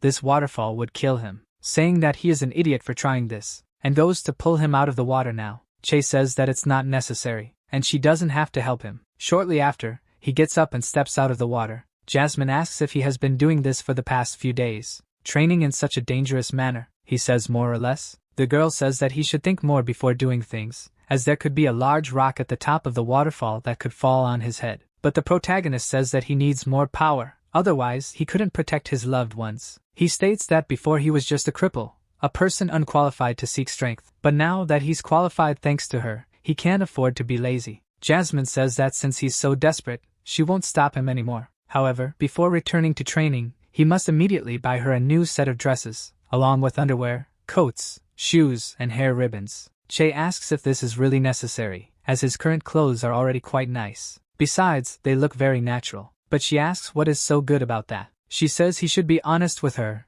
and that there is nothing natural about it. Chae then agrees and says that once he finishes recovering his strength, he will go shopping. By the way, he asks Jasmine where she is really from and from which imperial house she belongs to. Jasmine replies that she is naturally a princess, but not from the type of imperial families. As for where she comes from, it is a place he wouldn't know even if she told him. Chae then asks why she came to Floating Cloud City and if she was forced to flee because of the people chasing her. She says the pursuers are already dead, but she didn't expect them to have a forbidden poison, so she was caught off guard. After that, she went to the current kingdom to find traces of the evil god's blood containing his memories. Chae asks about the 5 secret bases of the evil god. Jasmine says that's how she reached the 5 secret grounds. The approximate location of one of them is to the east of the Blue Wind Empire, which was created by him back then. The protagonist asks if the Sky Profound continent was really created by the evil god. Jasmine says he is an ancient god, after all, naturally having power to do such a thing. And in this continent, he had 5 places of refuge. Before his fall, he spread 5 seeds,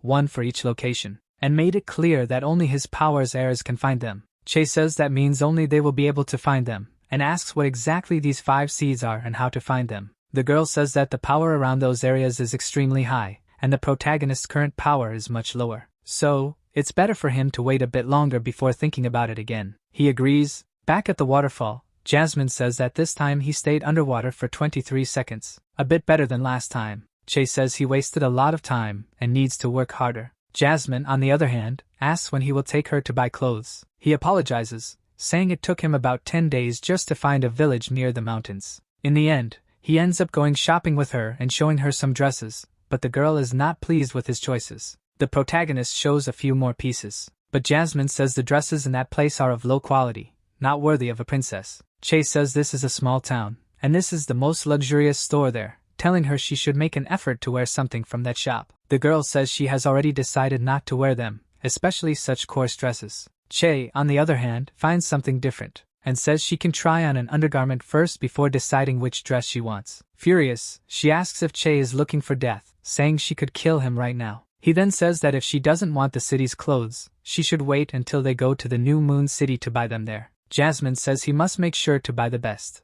After that, she notices someone approaching. The protagonist says he didn't feel any presence, but then he sees something, realizing that the approach is coming from above. The girl confirms and says they are a bit strong. A total of 5 people, and 4 of them are at the border of the Sky Profound Realm. And there is one more, half a step into the Emperor Profound Realm. The protagonist starts pursuing. Jasmine asks why he is following them and if he is thinking about asking them to accept him as a disciple. Che says he already has a master, so he doesn't need another one, affirming that they probably came due to the sudden appearance of a mystical beast. Most likely it is a high-level beast, and if they help kill it, they could have a reward. But the girl says the protagonist has a significant power gap. He says that if they manage, he can still try to take something because the mystic core, eyes, claws, and teeth, they will certainly take, but the skin and flesh always have a little left. The girl says Che is not promising at all, and goes back inside the pearl. Soon, the protagonist arrives at the Scarlet Dragon's forbidden territory. On a rock, there is a message saying that all below the 5th level of the nascent Profound Realm must leave immediately. But that does not frighten him,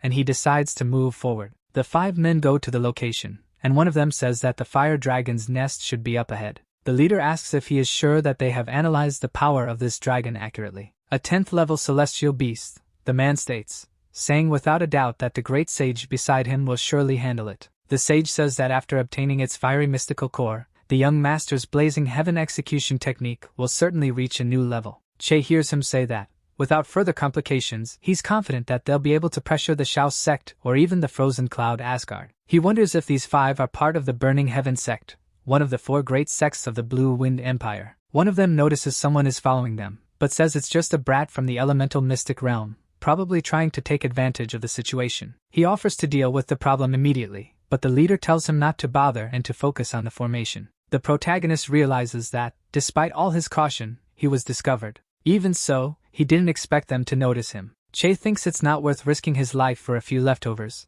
so it's better to go back. However, he feels a sharp pain in his chest, and feels as if something is calling him. Looking at his hand, he wonders what is wrong. Something coming from the south calls to him. Not only is his mind reacting, but so are his profound veins, concluding that he cannot leave without seeing what it is. He realizes that this place is very dangerous. At any moment, a beast could appear and finish him off. All he has left is to use his last star-concealing herb, but he feels regret because it's extremely precious. Nearby, there is a cave. The place is surrounded by sharp rocks. The men realize their information was correct. Inside, a mystical fire beast dwells. One of them tells the others not to get excited, as besides traps, there could be other unpredictable mysteries, and prepares to lure the creature out of the hole. He uses the blazing heaven blade technique, throwing flames at the entrance of the cave. Flames shoot toward the location, and debris flies in all directions. The creature hasn't come out yet, but it seems to have awakened. From a distance, the protagonist observes the scene. He hears a powerful roar and didn't expect to get involved, despite hiding so far away. Soon, he stops hearing the noise, realizing the creature is about to emerge. The leader of the group also notices this, and tells everyone to get out of its way. Soon, the creature breathes fire in their direction. A dragon comes out of the cave and says that humans are bold, stating that it is audacious to violate this king's territory. The sage didn't expect this remote, nameless place to still be inhabited by a dragon, and says that if it hands over its profound core, they might consider leaving it in one piece. The dragon only replies that humans are greedy and will pay a high price for their arrogance and greed. He, the king, will burn them to ashes. After that, he attacks them, but the sage manages to escape. The dragon breathes fire in his direction, exploding fireballs in the sky. One of them comments that the Dragon King is very strong. The sage uses his blazing heaven blade technique, flame sword, against the dragon. With this, he wields the sword, and tells the others to attack at the same time to finish off the beast. Everyone then decides to attack, using their abilities against the dragon. The king is hit by them, and from afar, the battle can be seen. The protagonist feels the heat. Due to the dragon's power, the temperature of the entire territory rises. It seems that sooner or later, the Scarlet Dragon will be captured by them. Jasmine appears and says that Chase seriously underestimated the dragons. Although it's a mere low-level dragon, it's powerful, not like the fakes such as the flood dragon and the reptile dragons. True dragons possess high intelligence. They can even hide their true strength. Those men thought they were dealing with just a beast, so they didn't bring many reinforcements, but the dragon is merely toying with them, waiting for the right moment to kill them, making it even more sinister and cunning. The protagonist, however, feels something. That sensation is calling him again. And the source is the cave where the dragon was slumbering. Explosions occur outside the cave. The scarlet dragon attacks the humans. They are having some difficulty dealing with it. The protagonist, in turn, managed to get close to the cave entrance. Jasmine asks if he's trying to get himself killed, as there's no safe place in this battle, and if he gets hit, even a little, he will die instantly. But Che tells her not to worry. With the effect of the star concealing Herb, even someone at the Emperor Profound Realm won't be able to find him, and the nest is just ahead. The girl says that as far as she knows, no matter what concealment technique he has, he'll be visible if touched or struck by anyone. Che just realized that the dragon is not just driving the enemies away, but also controlling the direction of its attacks, so he should stay where he is because it's safer. Jasmine says that even so, a fire attack or a stray rock could end up hitting him, but the protagonist insists that it would be too much of a coincidence. The dragon, in turn, fiercely attacks the enemies, driving them further and further away from its nest. However, one of the flames heads towards the protagonist. When he notices it, he dodges as fast as he can. He barely avoids being hit just as the girl warned, but luckily, he managed to evade. Soon, he smells burnt fabric, and sees that his clothes are catching fire. The girl warns him to put it out quickly. With his own hands, Che extinguishes the flames. After that, he realizes that there is no place nearby to hide, and now that the concealment effect is gone, he will be easily discovered. He then decides to head straight to the cave. But, as he walks to the location, the ground starts to crack, forcing him to run, as there's no turning back now. Fortunately, the distance to the cave is only a few dozen meters, and the scarlet dragon continues to fight intensely. He will have to run at full speed before being spotted, so he does, heading towards the cave. However, the dragon notices him from afar, and is distracted, looking towards the entrance of its nest. The sage tells the dragon not to dare get distracted and asks if it's not afraid that its death will come swiftly. But the dragon thinks there was a mistake, as it thought it saw something near its cave. Upon entering, Che realizes that the place is hot. Humans can't endure staying there for long, but of course, this is not a place visited by humans often, as it is a dragon's lair. The protagonist is startled for a brief moment, because he got a little closer to the nest, and realized there were many fire herbs there. This herb can take decades to grow, besides being very expensive and scarce, only growing in specific places, and it's of great help for magic users. After seeing that there are many of these herbs there, the protagonist is overjoyed, thinking he's going to get rich. Soon he stores the herbs in his pearl storage without any issues. However, he hears a voice calling him a reckless and greedy human, who will soon receive his punishment. He doesn't understand what's happening, but he realizes that the dragon was holding back its power all this time to lure the enemies into a trap. Inside the jewel, Jasmine says that the battle has reached its most intense moment, and he has to get out of there as quickly as possible. But Che doesn't retreat. The girl insists that he must flee, as the dragon might come back and turn him into ashes. Che, in turn, can only focus on one thing. He heads towards what he saw. Inside, he feels something calling him and is getting closer and closer. He walks towards a stone that he found in the depths of the cave. When he manages to touch the object, the stone glows intensely. It had a contained energy inside it, and the protagonist tries to grab it. But Jasmine warns him not to do that, because it has a fire spell sealed by the dragon. Che completely ignores her and grabs the object. He has a feeling that he should possess the item at any cost, and it feels as if it is a part of him. Jasmine says she doesn't know what it is, but one thing she is sure of, he will soon be dead. The protagonist thinks that the battle outside might not be over, and perhaps there's still time to escape. However, when he tries to leave the place, the voice threatens him again. The dragon appears, and it's furious with him for touching a king's treasure. Che says that if it wants the object back, he can return it without any issues. But the dragon is enraged and about to unleash its wrath on the protagonist, when suddenly the girl comes out of the jewel, sensing the danger. Her presence makes the dragon realize her immense power, and it asks who is the owner of such strength. From above, Jasmine stares at it, and tells the dragon that if it doesn't want to die, it should give up. The 5 who are hunting the dragon are outside. The wounded sage asks what is happening. One of them looks inside the cave, and doesn't understand why the dragon spared them and returned there. Another says he heard shouting inside the cave about a very valuable treasure. This makes the sage realize that someone took advantage of the situation and sneaked in there. In the end, it doesn't matter to him, as they were lucky not to be killed. Soon they give up and retreat. Inside the cave, the dragon insists on asking who the girl is. She, however, says that he has no qualification to know her name, she only wants the cave, and if the dragon doesn't want to die, he should flee immediately. The dragon remains silent for a moment. At this point, the protagonist realizes that the girl is truly very powerful, to the point of intimidating a dragon king of the mystical beasts. However, the dragon says that although the girl shows great killing intent, it's just a bluff, and if she were truly that strong, she wouldn't have entered the cave in hiding. Hearing this made Jasmine furious, but the dragon calls her presumptuous for trying to steal his treasure, and still speaking with such arrogance, then he attacks them, saying that they will be the ones to die. The protagonist was already desperate when the girl approached him. She pushes him away from the direction of the fire, and takes the lead. A huge explosion occurs in the area, leaving only flames around. However, Jasmine is without a single scratch. Seeing this, the dragon says it's impossible for a child to possess such power. She responds that if he wants to die so much, the princess will fulfill his wish. Che, however, warns her that she shouldn't attack because of the poison in her body. Jasmine, in turn, says it's all his fault, and if she dies he will go down with her, but she focuses and says now is not the time to argue. After that, she unleashes a great energy attack on the dragon, called Imperial God, Divine Execution, leaving the protagonist in shock. Injured, the dragon is stunned by such strength, saying it's impossible what just happened. Immediately, the girl feels the side effects of having used her powers, and Che becomes worried about her. Jasmine falls from a great height, and the protagonist runs to try and catch her. Jasmine is lying on the ground, and the protagonist tries to revive her. He attempts to purify her with the power of the pearl. The girl says it's useless. The purification speed is too slow compared to the rate at which the poison is spreading, and this time she thinks she's really going to die. Worried,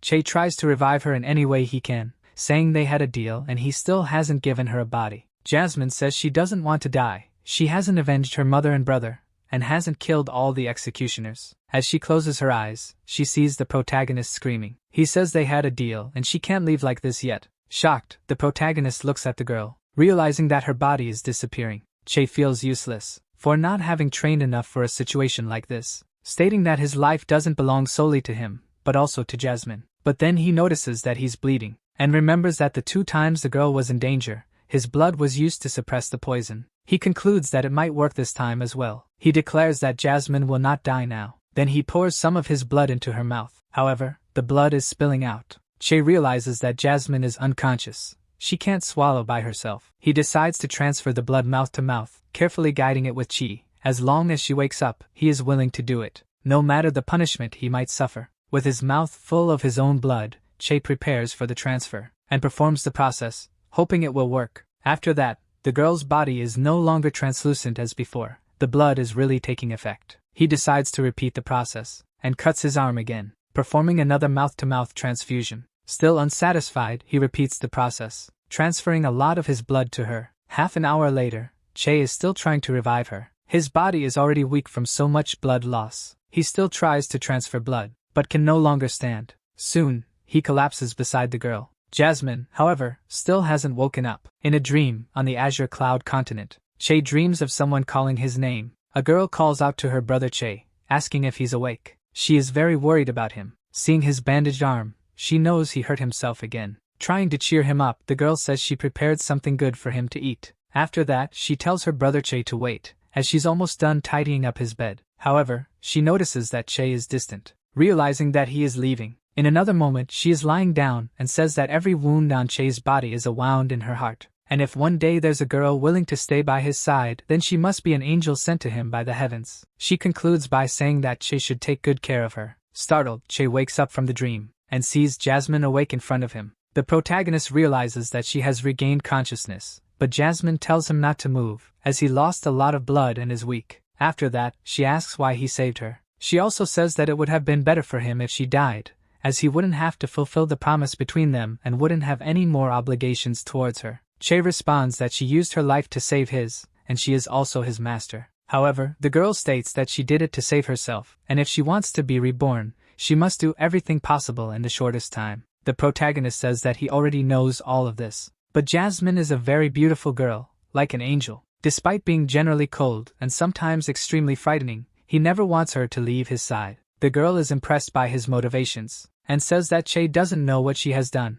On her 10th birthday, she killed over 1 million people, and her body was stained with blood. Even her name was given by them, Jasmine the Bloodstained. She also states that she is full of sins, Everyone fears her and tries to kill her. She claims to be a terrifying demon. Che, however, believes that Jasmine has always been a kind-hearted girl. The reason she became a demon was because of the important people in her heart. And for such a person, it is impossible to truly become a demon. The protagonist says that it doesn't matter if she is full of sins, what matters is that he will bear them together with her, as he is her disciple. Che also says that she is capable of crying too, while wiping away her tears, saying that her tears make her closer to a little girl than anything else. Hearing all this, Jasmine bursts into tears, saying that Che, while trying to save her, secretly dropped her multiple times, and now even made her cry, stating that he can't toy with her feelings like this. The protagonist is struck by her words, and says that both have committed many sins, and if she is a demon, what does that make him? Because, to avenge his master,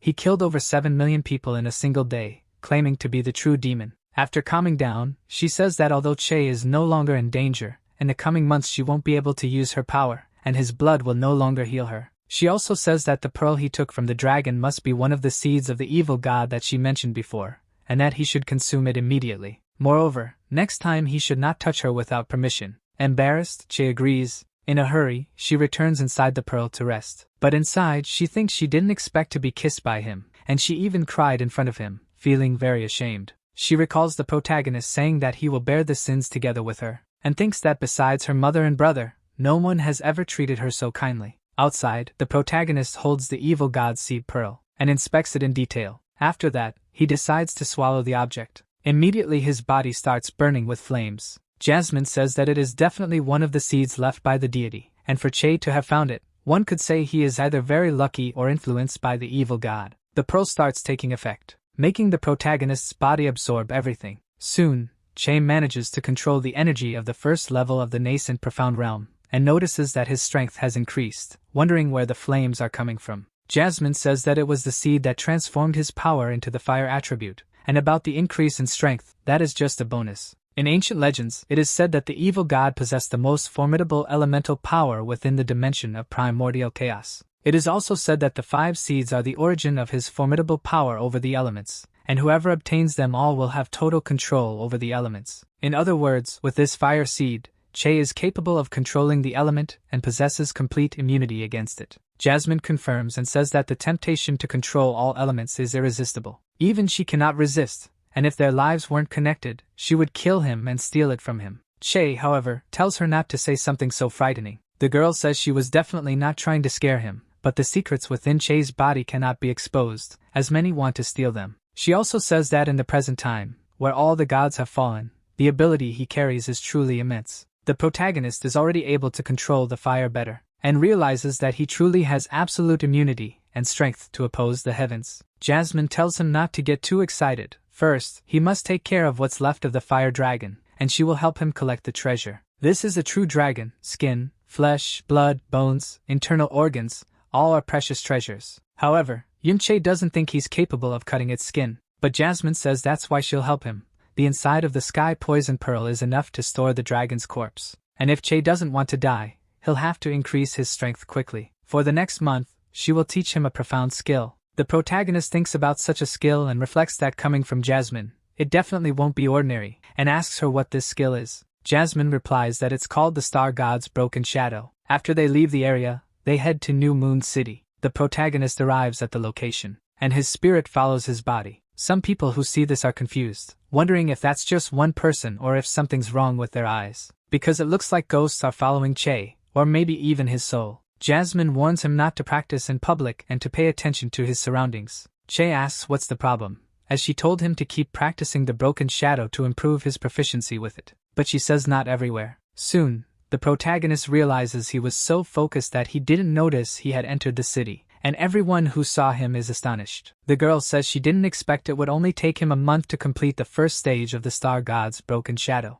Che truly has good abilities. He says it's pretty obvious since he has such a powerful master. She agrees. Che carried a lot of weight on his back and walked a lot, practicing the Star God's Broken Shadow all the time. Now, his physical body is better than before. With that, Jasmine concludes that he should be able to open the first limit. The protagonist asks if it can be opened now. Just a little, Jasmine responds, saying it's better to use it as a last resort, as it could cause permanent damage. Nearby, there are some people around. Che tries to use the skill, but Jasmine asks what he's doing. The protagonist asks her not to speak to him unless it's important. Just like that, a new Yunche appears. Jasmine says he did it too easily, even his voice changed. Che, in turn, says that's nothing for a miraculous doctor. He adds that currently, they're poor and without money, and they'll have to sell some things. After walking a bit, he arrives at the Black Moon Merchant Guild, the largest trading chamber on the Profound Sky continent. The protagonist has some valuable items, and says his grandfather once said there was a branch of the Merchant Guild in the city, and there should also be pretty clothes for girls. Jasmine remarks that it's no wonder he's disguised. It's unlikely for a young man to possess such treasures in this city. Inside the Black Moon Merchant Guild,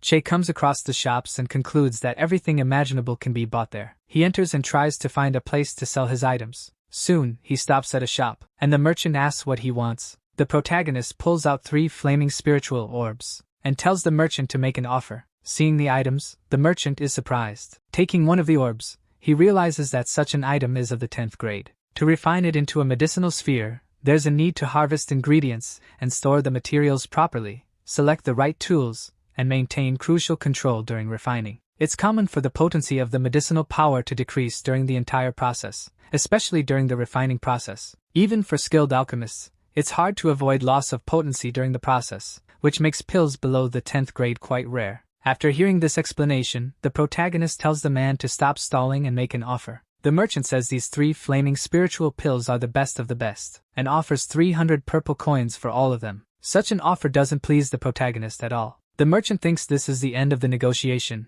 The protagonist's cold gaze and silence indicate that he offered a low price. But in his thoughts, the protagonist reflects that the offered value is equivalent to 3 million gold coins, a century's worth of income for a middle-class family. Seeing the protagonist's stern face, the merchant tries to make another offer. However, the protagonist cuts him off and says the deal is done. Soon, the merchant hands him a check for the agreed amount. In his thoughts, the vendor says he will get 3 times the value when reselling the items. The protagonist wonders how long it will take to spend all of it. Both think they came out on top. Seeing the vendor smile, the protagonist thinks maybe the vendor made more money than he did, so he decides to pull out a mystical core, placing it on the table and asking for the vendor's offer. The item shines so brightly it almost blinds people. Some passers-by become curious about what is being negotiated. The vendor's eyes almost glow when he sees the item, as he recognizes it as the core of the mystic Dragon King. Jasmine says he's crazy if he's thinking of selling the item, but Che says he's only using it to impress the vendor and steer the negotiations in his favor. Soon, he tells the vendor to make an offer quickly. He tells the esteemed customer to please wait a moment. As for such an important matter,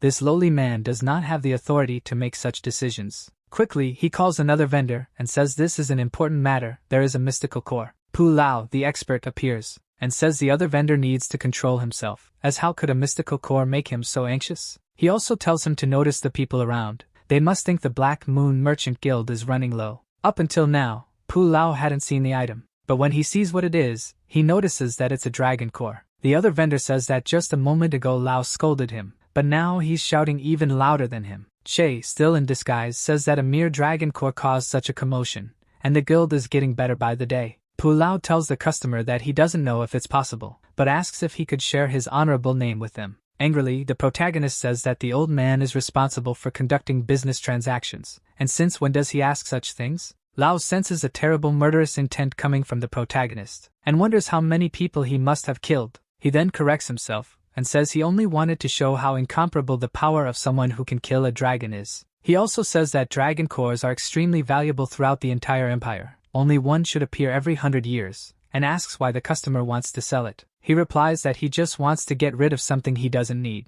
The vendor says the item is very expensive, and even if he wanted to buy it, he couldn't. In his thoughts, he questions the protagonist's true motives. Che then takes the item off the table, since they're not going to buy it. He asks what kind of person Sikong Han is. Pu Lao says that there's only one person he knows by that name. He's the great elder of the New Moon Mystic House, a fair man with great influence in the city. The protagonist bids farewell and leaves, thinking he has already gotten everything he wanted and should move on. Lao says he's welcome to return whenever he wants, and that he is truly an important person, possessing such an imposing manner. Jasmine tells Che not to leave yet, because she wants the red dress, and he must buy it for her. Che says she should have told him earlier, as he just finished negotiating, and if he goes back now, he'll lose face. However, Jasmine says she doesn't care about that, and makes him turn back. The protagonist points to the dress and asks how much it costs. Lao says that the Lucian crimson dress was made for 14-year-old girls. It has a small and exquisite style, so it wouldn't fit his wife, but he says it's for his daughter. Jasmine gets irritated at this. The dress not only has a beautiful style but is also decorated with 81 blood-red crystals. Che thinks that such adornments are a waste. He thinks that he just got rich and is already going to spend it,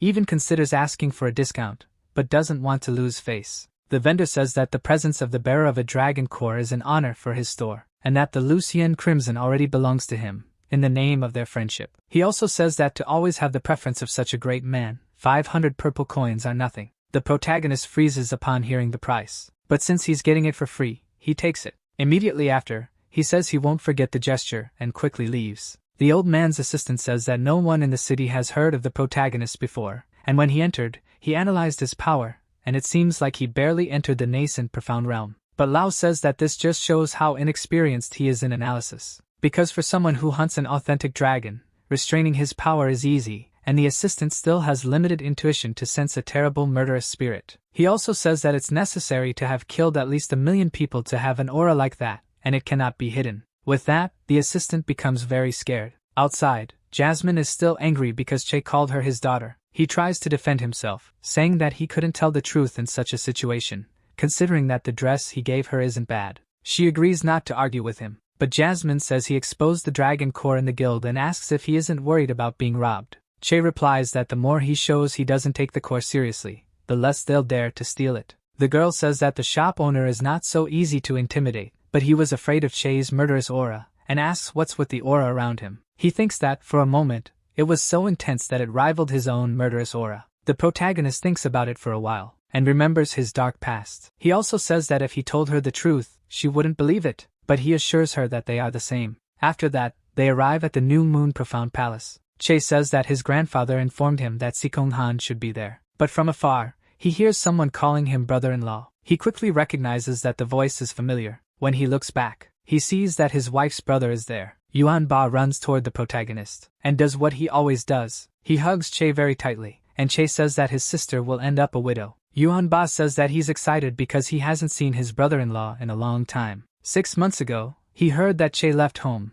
and since then, he's been looking for him, and now he sees that his brother-in-law is fine. Yun Che tells his brother-in-law to rest assured because he has 7 lives and has known him for more than a decade, and he still hasn't realized how lucky he is. He asks Yuan Ba how he got there. He replies that he entered the first class of the New Moon Profound Palace, where only the most talented can enter. The protagonist asks if Yuan Ba's talent is sneaking in through the back door unnoticed. Yuan Ba responds that yes, and asks what his brother-in-law is doing there. Che replies that, honestly, he also came in through the back door. Jasmine asks who Yuan Ba is to Che. He replies that he's his best friend and is 15 years old. The girl says that he has the Tyrant Emperor's profound veins. Che asks if she just heard the name and already made such a connection. She says that Yuan Ba's veins are quite specific. Their structure is twice as extensive as that of a normal person. From where she comes from, people who have these veins dominate a region and become emperors. But in this noble land, he may spend his life without reaching his limits. Knowing this leaves the protagonist a bit upset.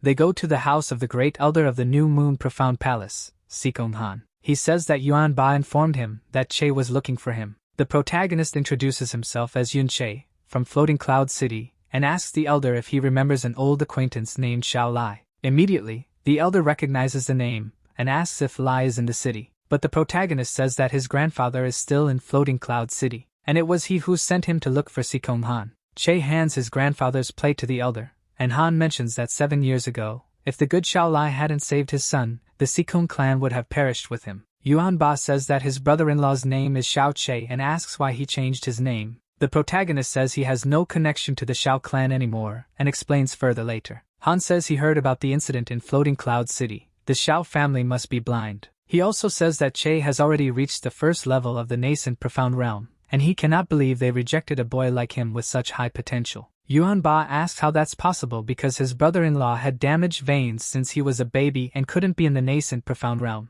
Che says it's a long story, but he is indeed in the nascent profound realm. Han asks to test his meridians and potential. The protagonist asks if that will be enough to enter the New Moon Profound Palace. Right after testing him, Han identifies that he's only 16 years old and is at the first level of the nascent profound realm, with 16 open entries. Yun Che thanks him and says that if the elder was already surprised with the 16 entries, he'd probably be shocked if he hadn't hidden the other 38. Han asks if he really wants to join the Profound Moon Palace. As with his talent, he could waive the exams and even let him go straight to the first class. The protagonist says that would be very good for him. Han doesn't waste time, and grabs an identification plate, saying that this is the proof he needs, and from now on, he is a disciple of the New Moon Profound Palace. He also says that the admission ceremony is a huge waste of time, and that he will skip this step. There will still be a banquet later. If Che is interested, he can go there. Che asks why the elder left in such a hurry and worries that he might have taken advantage of him. But his brother-in-law says that students like him are usually recruited in this way, because larger sects could recruit them first, and the New Moon Profound Palace has no chance against them. The elder quickly made that decision. Che then concludes that Han really took advantage of him. Jasmine asks the protagonist how long he plans to stay there. He responds that he will wait and see, as this seems to be a good place to train. Yuanba says that the protagonist can obviously rely on his strength, yet still tricked him by saying he would enter through the back door. Che says he didn't know it would be so easy to join and asks about the banquet the elder mentioned earlier. His brother-in-law responds that it is a welcoming dinner for the sect's new leader, and other sects will send representatives to attend. However, the New Moon Profound Palace always ends in disgrace. In such banquets, disciples from the invited sects come with the intention to challenge them. At the last banquet, there were 10 challenges, and they lost all of them, humiliating the former leader. Yun Che says that it's obvious the others tried to shame them to remind everyone who the real masters of the city are, but losing all 10 matches is too much. Yuan Ba tells Che not to misunderstand. It's not because they are weak, but because the opponents are too strong. The sect might have been founded by the imperial family, and the others have a long history, possessing resources and knowledge that surpasses the sect here. Additionally, Yuan Ba's sect was founded to attract talents to join the imperial family. Che says that high-potential disciples are usually proud and arrogant, and their strong desire to join the big sects far exceeds the desire to join the imperial family. Yuan Ba confirms and also says that the main reason is that there are 2 sects the imperial family doesn't dare to offend, the Shao clan branches and the Blazing Heaven sect. To the protagonist, this story of subsects sounds interesting. They are like outer disciples who are not on par with the main sect, being considered expendable by the main sect members. Indeed, the Shao branch is comparable to a subsect, like younger siblings of the main clans. If even subsects are so influential in New Moon City, the main sects of these 2 subsects must be very powerful. Yuan Ba says that the New Moon Mystical House is not to be underestimated either. This year's banquet will not end like the one 5 years ago. Che says that from the description, it seems that only the younger generation should show up at this dinner. Of course, Yuan Ba responds, pointing at those who are arriving, showing a veteran approaching. His name is Liu Wu. He is only 17 years old, yet he is already at the 3rd-class mystical level. Yuan Ba admires his muscles, but Yun Che says that the man doesn't seem as big and strong as his brother-in-law. The brother-in-law shows Che a man in white robes and says that he is even stronger. His name is Suiorin. He is 18 years old but has already reached the 5th class of the mystical level. Not only that, but he also has a graceful and elegant style, overflowing with talent, a model to be followed. However, Yun Che thinks that this man has no talent at all and is reading a vulgar book. Yuan Ba says that the greatest geniuses of the New Moon Mystical House are the veterans Murong and Xuero, especially Lan Xuero, who is only 18 years old. However, the beautiful goddess is already at the 8th class, the number 1 in the sect, and she is friendly with those who approach her. Yun Che says that his brother-in-law described that guy reading a vulgar book as talented and wonders if the definition of a goddess might have the same accuracy. But then he hears a feminine voice. Lan Xuero appears near him. The protagonist realizes that the girl is truly beautiful, and concludes that this is the so-called goddess Lan Xuero that his brother-in-law mentioned. Yuan Ba asks the veterans Murong and Xuero what they are doing there, and says that he and his brother-in-law were heading to the herb hall to get some medicinal items. She then asks if the protagonist is the one. But before she can finish the question, he introduces himself and says his name is Yun Che, and asks them to be patient with this newcomer. Yuan Ba says that the protagonist is his brother-in-law and that he will be joining their sect, staying in the same class as them. Xuero says she didn't expect such a handsome freshman to join her class, and that the pretty girls in the class must be very excited. But she notices that Yuan Ba called him brother-in-law and asks if he's married. Yuan Ba confirms, saying that even though he's only 16, he married his older sister. The girl says that must be because his wife is very beautiful. They laugh at this, and Che, changing the subject, says she's not there, and asks if that's correct. She confirms and asks how he knows. Yun Che says that the atmosphere in New Moon City is rotten and the weather is hot, not capable of creating a sweet and beautiful girl like her. The girl becomes all excited by such a compliment, saying that Che is not only handsome but also good with words. She also says it's a pity that he's already married, otherwise she might try something. Yun-chae, in his thoughts, says that this is not a problem because his wife wouldn't mind if he found a few more. Soon, she says goodbye to her new classmate and mentions that she still has something to say, so she will go ahead, and they will talk later. The protagonist thinks that this girl is elegant but not arrogant, and exudes a gentle and sweet feeling, making her hard to resist. However, a hand on his shoulder interrupts his thoughts. Murong says that it's not yet clear to Chae his current position, stating that he's not worthy of talking to some people around there. Yun-chae says he barely exchanged a few words with Senior Shuero, and Murong states that he doesn't know his place. Murong asks what he means by that. The protagonist says that the girl didn't even look at Murong when she left, which is a sign that she doesn't care about him. However, Murong is becoming jealous and is mistaken about his own status. He becomes angry, calling the protagonist a sharp-tongued brat, and says that he'll remember him, warning him to keep his distance from Shuero, because there's no shortage of ways for him to get rid of Chae. Yuan-ba says that the guy is very arrogant just because he's the mayor's son, and tells his brother-in-law to be careful because he can be quite ignorant. Chae says that the fact that he's the mayor's son makes sense, but he says he wants to forget about it for now, and he has something important to discuss with Yuan-ba, saying that from now on, he should stop calling him brother-in-law, because it seems there are many beautiful girls in his class, and if he's called brother-in-law, it'll ruin his chances with them. Yuan-ba says that he already has his sister, and if he goes after others, it won't look very nice. However, Chae says that his sister said she doesn't mind if he looks for more wives. Besides, it's not clear yet if he'll be able to see his wife again. He states that all men have two dreams in life, to dominate the world and women. One is to show ambition, and the other is to create good memories to look back on. Chae says that if he can't at least conquer the women he desires, world domination is nothing more than standing at the top of the world in loneliness. Yuan-ba says that he didn't understand what he said, but it sounds amazing, and asks if he can't call him brother-in-law, what should he call him from now on? The protagonist replies that anything is fine, just not brother-in-law. He tries using other terms but still calls him brother-in-law. Chae gets annoyed at this. Yuan-ba apologizes, saying it was unintentional. After that, in the New Moon Mystic Palace, they enter the main hall. Chae notices that everyone there is quite strong. Yuan-ba says it's because they are the elite of their sex. One of those present calls the two over and says that their seats were saved. He also mentions that if there are matches later, they should watch closely and learn what they can because they are new, and no one would challenge them. A senior says she's never seen Yun-chae before and asks if he's new. Someone replies that yes, and says that Elder Kong has taken a liking to him. The girl approaches the protagonist and asks if he is the newcomer. He responds affirmatively and introduces himself as Yun-chae, saying that he has just joined the sect. Seeing his face up close, the girl blushes deeply. She says he looks so young to have reached the mystical level and is not surprised that he was invited to the banquet,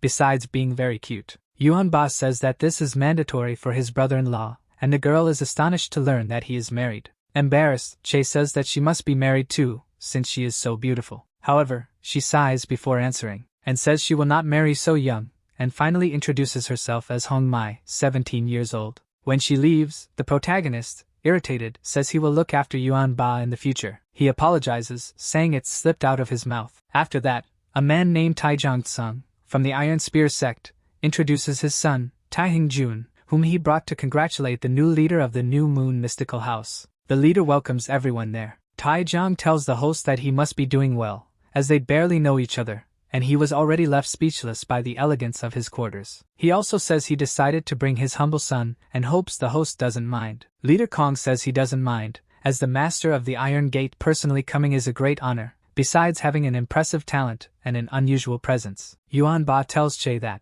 besides the Shao and Blazing Heaven subsects, there are 5 other sects stronger than the Mystical House, and the Iron Spear is one of them. Chae says that both are treating each other too nicely, and sees no sign of rivalry. Yuan-ba replies that members of the Iron Spear always know how to behave and have a good relationship with the Mystical House. As for the others, it is different. The representative master of the Cloudy Sun sect introduces himself, and says they congratulate the host on his recent promotion. All the other masters appear and do the same. When Junior Shao Luo-ching introduces himself and greets the host, Yuan-ba can't believe he's there and says he is the young master of the Shao subsect, the acclaimed number 1 among the juniors in New Moon City. Besides being the undisputed number 1 in terms of talent, he is only 16 years old but has already reached the 10th class of the profound level. For him, confidence is an understatement. Chae understands that he is someone strong for his young age, and concludes that it's no wonder Shuero seems troubled. As the number 1 of the Mystical House, a truth is hard to swallow. The leader of the house says it is an honor to have everyone there. and thanks them for their presence and the time dedicated to such a gathering, making a toast in celebration. One of them comments that the host is being very polite. Some talk about whom they will choose to challenge later. A veteran even says that it doesn't matter since there's no one on his level, and that in the arena, he won't show mercy, ensuring that at least they will leave crippled. Shiroa thinks that the others were meticulously chosen by their sex, and only the cream of the crop came there to show everything they have. Even if she can defeat an opponent of her age group, she doesn't consider herself capable of turning the tables alone, and thinks that the tragedy from 5 years ago will repeat itself tonight. Jasmine, inside the jewel, tells Che that the atmosphere is quite subtle and it seems like she's going to witness a great show today. The protagonist comments that the disciples of his current sect seem very nervous and wonders what their problem is. Jasmine says that, at the same age group, the disciples of the New Moon Mystical House are 2 or 3 levels weaker than the other 7 sects present here. This fact surprises the protagonist, saying that half a level higher is still manageable, but 1 level higher means no chance. The princess says that those from the Blazing Sect and the Shao clan are, on average, 4 or 5 levels stronger, making it impossible to beat them unless they are at most 2 to 3 levels above. One of the guests says that until now, they are just eating, but something is missing, and asks if the host would allow him to say something to everyone. Another man agrees and wants to hear what the mystical sage has to say, as by the host's expression, he concludes that he also thinks something is lacking at the party. The sage says that, as the new leader, the host may not be familiar with the strength of his disciples, and asks him to let the young ones test their abilities to liven up the party. He concludes by saying that the host will not only have the chance to assess his disciples, but it will also be a good opportunity for them to gain a good reputation in the city. The host still isn't sure about it, and says he wants to think it over. They insist on what they want, and in this case, the one who suggested the idea says that he wants to be the first to point someone out to start. Looking at the host's expression, he concludes that it seems like he is confident about it. Yunche thinks that old men only want one thing, and the host doesn't even have the chance to refuse this idea. Xian Yu, from the Mystic Heart sect, 16 years old, steps forward and asks the esteemed host to choose his opponent. After introducing himself, the young man says that no one there has the guts to face him. The leader thinks that the young man may be only 16, but he has reached the second-class profound level. In his sect, those of the same age are still at the first level. However, one of his own can't hold back any longer, and stands up from the audience, introducing himself as Li Hao, the opponent. Xian Yu says that he talks too much, and will give everyone a real demonstration. Li Hao, in turn, prepares to attack, and charges towards his opponent. However, Xian Yu summons one of his abilities. Seeing this, the host of the event is astonished. The challenger easily blocks Li Hao's attack, then displaces his fist. Hao realizes that he's no match in physical combat, and needs some distance. But Xian Yu tells him not to back away yet, as he hasn't even used his full strength. Li Hao notices his approach. Then, he's struck by the opponent in the abdomen, and flies backward after being hit. Lying on the ground, some classmates go to help him, and they take him to get treated. The others think that Li Hao is only 1 level lower than Xian Yu, but he didn't even last long, wondering what will happen to them moving forward. Xian Yu asks who from the Mystic House will be his next opponent. The others realize that after one victory, he's already arrogant,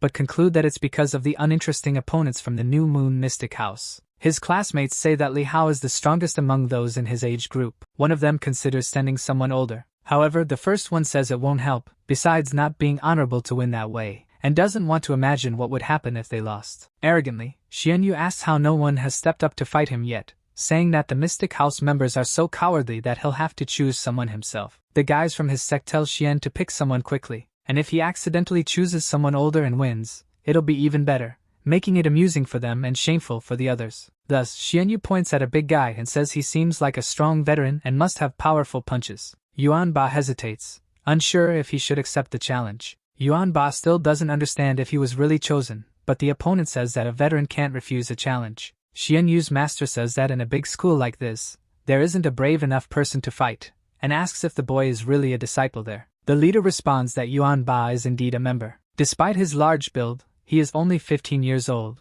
being the youngest member. After hearing this, the master is incredulous. Yuan Ba thinks there's another junior wanting to learn from him, making it seem like he's become a senior instead of being the little brother of the entire school. His leader says that a disciple from the Mystic Heart sect wants to practice with him, and as a senior, he can face him without worry. He also says that losing to a junior 1 year older wouldn't cost much, but he should be careful not to get hurt. Yuan Ba says it's fine because his profound techniques aren't great, but he has a resilient body. He turns to his opponent, formally introduces himself, and says that he won't take on the role of a senior, so he can just call him Yuan Ba. The others from the Mystic Heart sect say that Yuan Ba is only at the 6th basic level, nothing but trash, and if Xianyu doesn't defeat him easily, he will lose face. Yuan Ba tells the opponent to be patient with him and charges in his direction. But seeing the opponent's advance, Xianyu says that a basic level trash is not worthy of fighting him. Then, he grabs Yuan Ba's arms and throws him away as if he were nothing. He walks over to the fallen opponent wanting to fight more. However, Yuan Ba says that he is down and gives up the fight.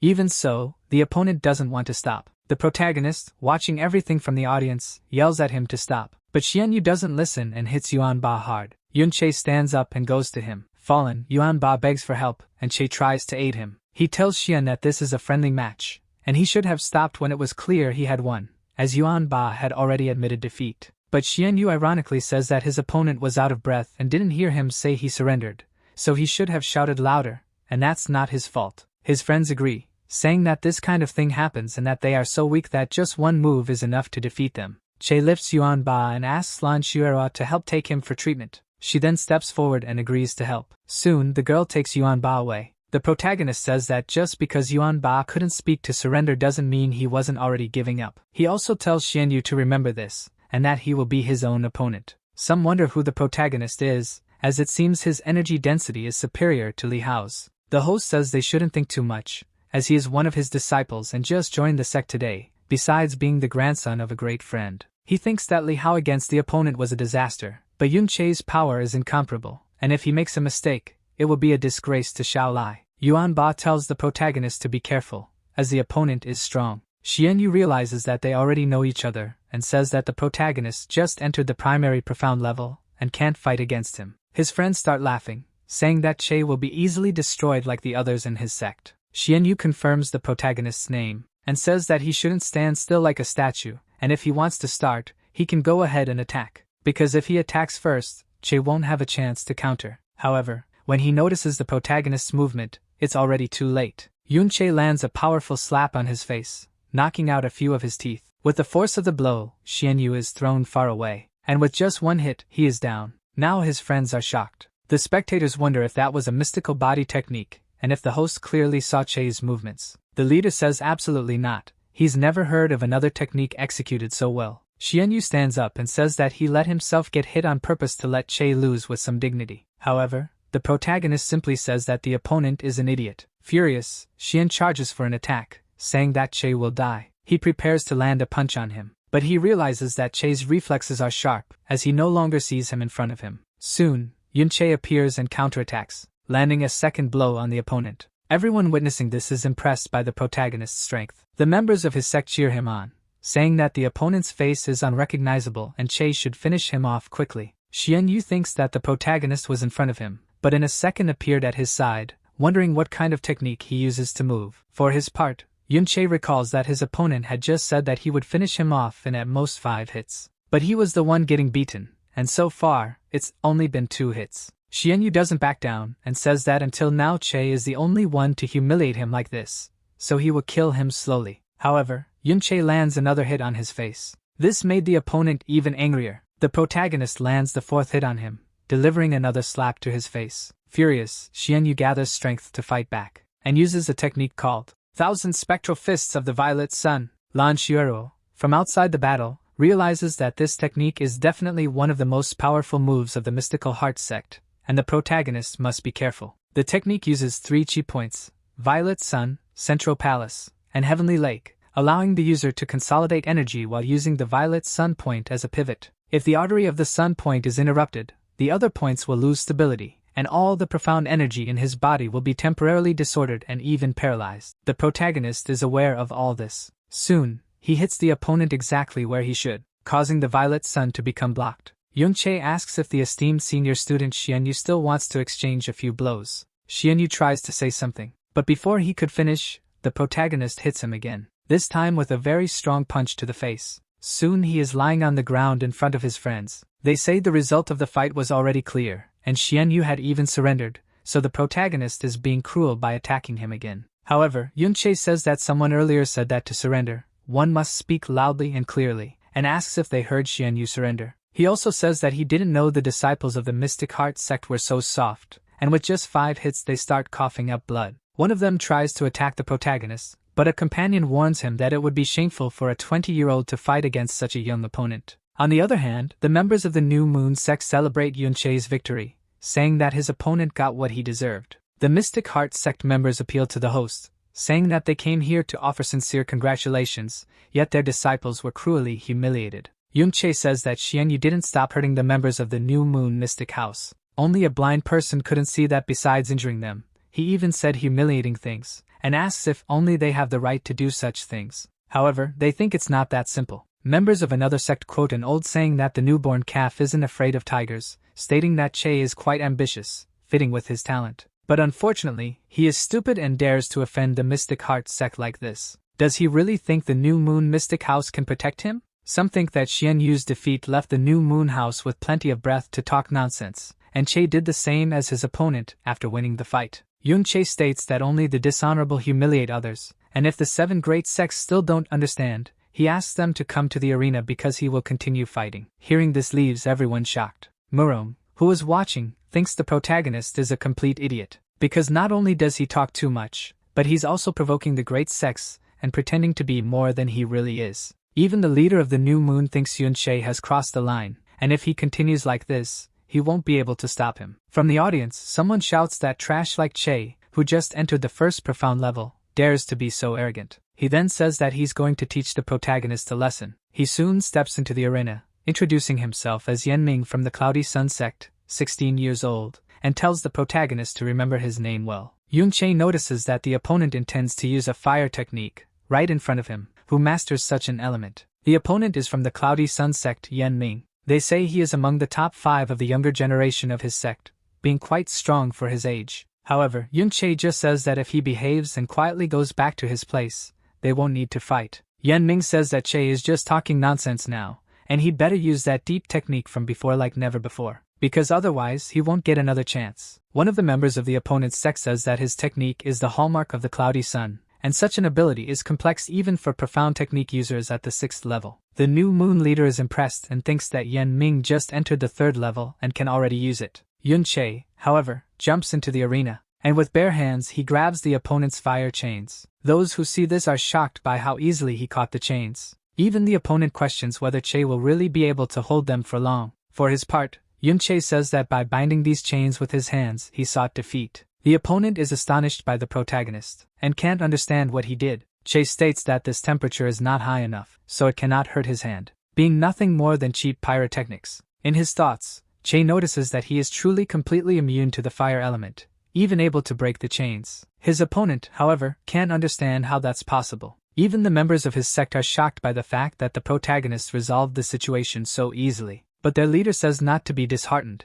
because Yanming just entered the 3rd level, and mastering these chains requires more training, which is why he made mistakes. Yun Che, however, says that the opponent's circus tricks are cool, and it would be a big waste if he didn't showcase them in the middle of the street. Furious, Yanming claims he was just testing his power a bit, and now will show his true strength, then uses a technique called Cloudy Sun Chains. However, once again, the protagonist easily defends against the fire. One of the opponent's friends notices that Yanming's chains were broken again, and the master can't believe it, saying that Yanming must have lost control. Yanming doesn't understand why he failed again, as he believes he did nothing wrong, yet his attack was nullified. The protagonist tells him that he came to the arena to practice, not to entertain himself with cheap tricks, and if the opponent had backed off sooner, he wouldn't have wasted his time. Angry, Yanming sees Che turning his back on him, and tries to attack him from behind, saying that the protagonist shouldn't have mocked him. But before he can do anything, Yun Che strikes him in the face, and the kick throws Yanming across the arena. Seeing his disciple defeated,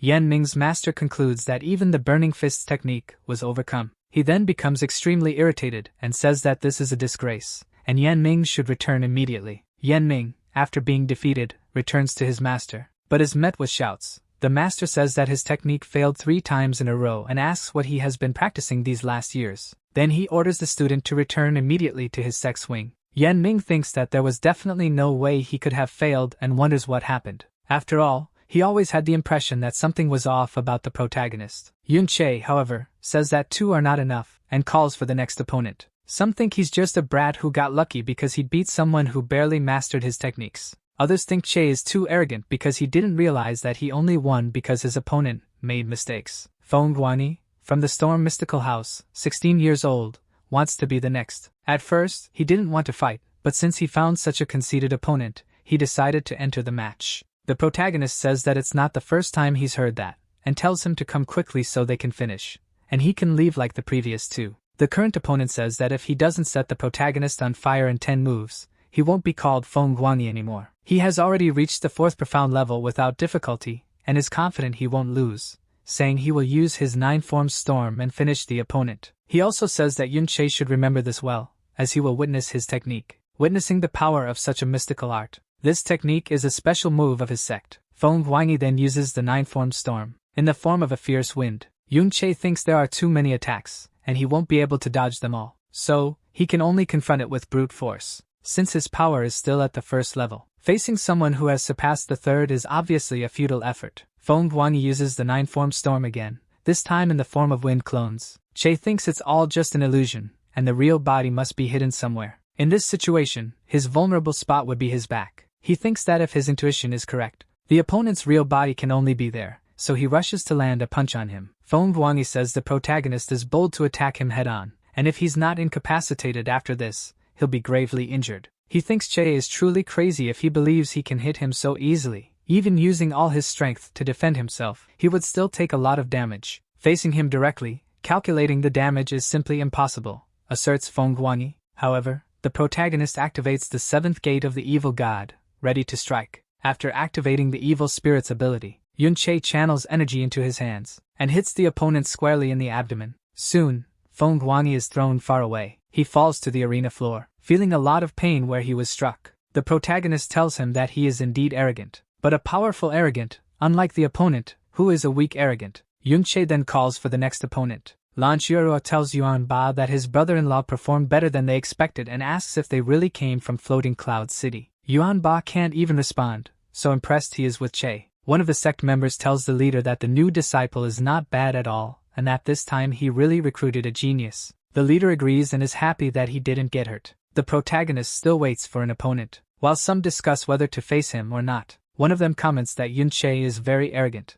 but as long as he flies lower than the phoenix, they shouldn't worry, even though he's not stronger than Xiao Luqing and certainly knows nothing about him. Still in the arena, Che notices that a new opponent has stepped forward. His name is Tai Hingjuan, 17 years old, from the Iron Spear sect, and he says that he is impressed by the protagonist and would like to test his skills by fighting against him. Yuan Ba says that the Iron Spear sect has had a good relationship with them until now, and asks why they've decided to fight. Lan Qiuerui responds that she feels a good atmosphere with a pure intent coming from Tai, and that he's just speaking his mind. It even makes her hands tremble with nervousness. The protagonist never imagined that among the 7 sects, there would be someone with such a consistent thirst for battle. It seems that his previous fights had some impact on the current challenger. Che then says that if he believes they are at the same level of skill, it makes him feel honored and willing to accept the challenge and spar with him. Tai Hingjuan is speechless for a brief moment, but says that he's older than Che, and besides, those 3 fights left him quite exhausted. To make the fight fair, he'll use only 30% of his strength. Yun-Che thanks him for the consideration,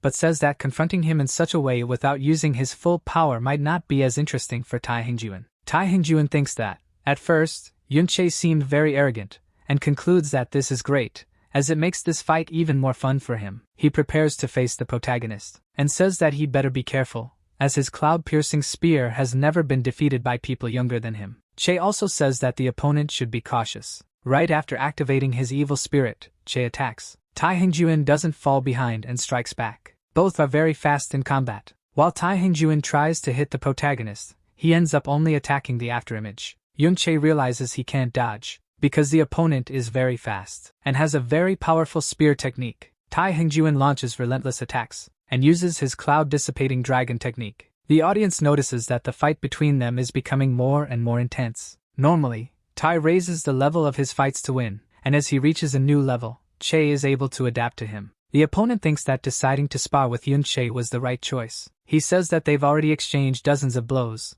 and despite being older, it's clear that he's losing. Yun-Che, on the other hand, says that although the opponent thinks he has already won, he hasn't yet forced him to show his best in the fight. Both have had victories and defeats throughout this battle. Tai Hingjuan says that he didn't expect the protagonist to have so much consideration, and he was already determining the outcome of the fight. He also says that if Che wants to end it like this, he will show him his strongest attack. The protagonist agrees and says they will decide the fight with just one move. After that, Tai Hongjuan prepares his spear and uses the Rising Sun Dragon technique. But he notices that the protagonist is going to take the attack head-on and calls him crazy, saying he shouldn't do that, as there's no way to withstand this blow. However, Yunche stands still in the arena, waiting to be attacked. After being struck, a large sphere of energy envelopes him. Soon, only smoke remains around them both. Yunche, for his part, simply says that he has won, and thinks that he didn't expect to become so strong under the evil spirit state. The opponent says he has lost and accepts defeat with satisfaction, and if possible, he would really like to have the protagonist as a friend.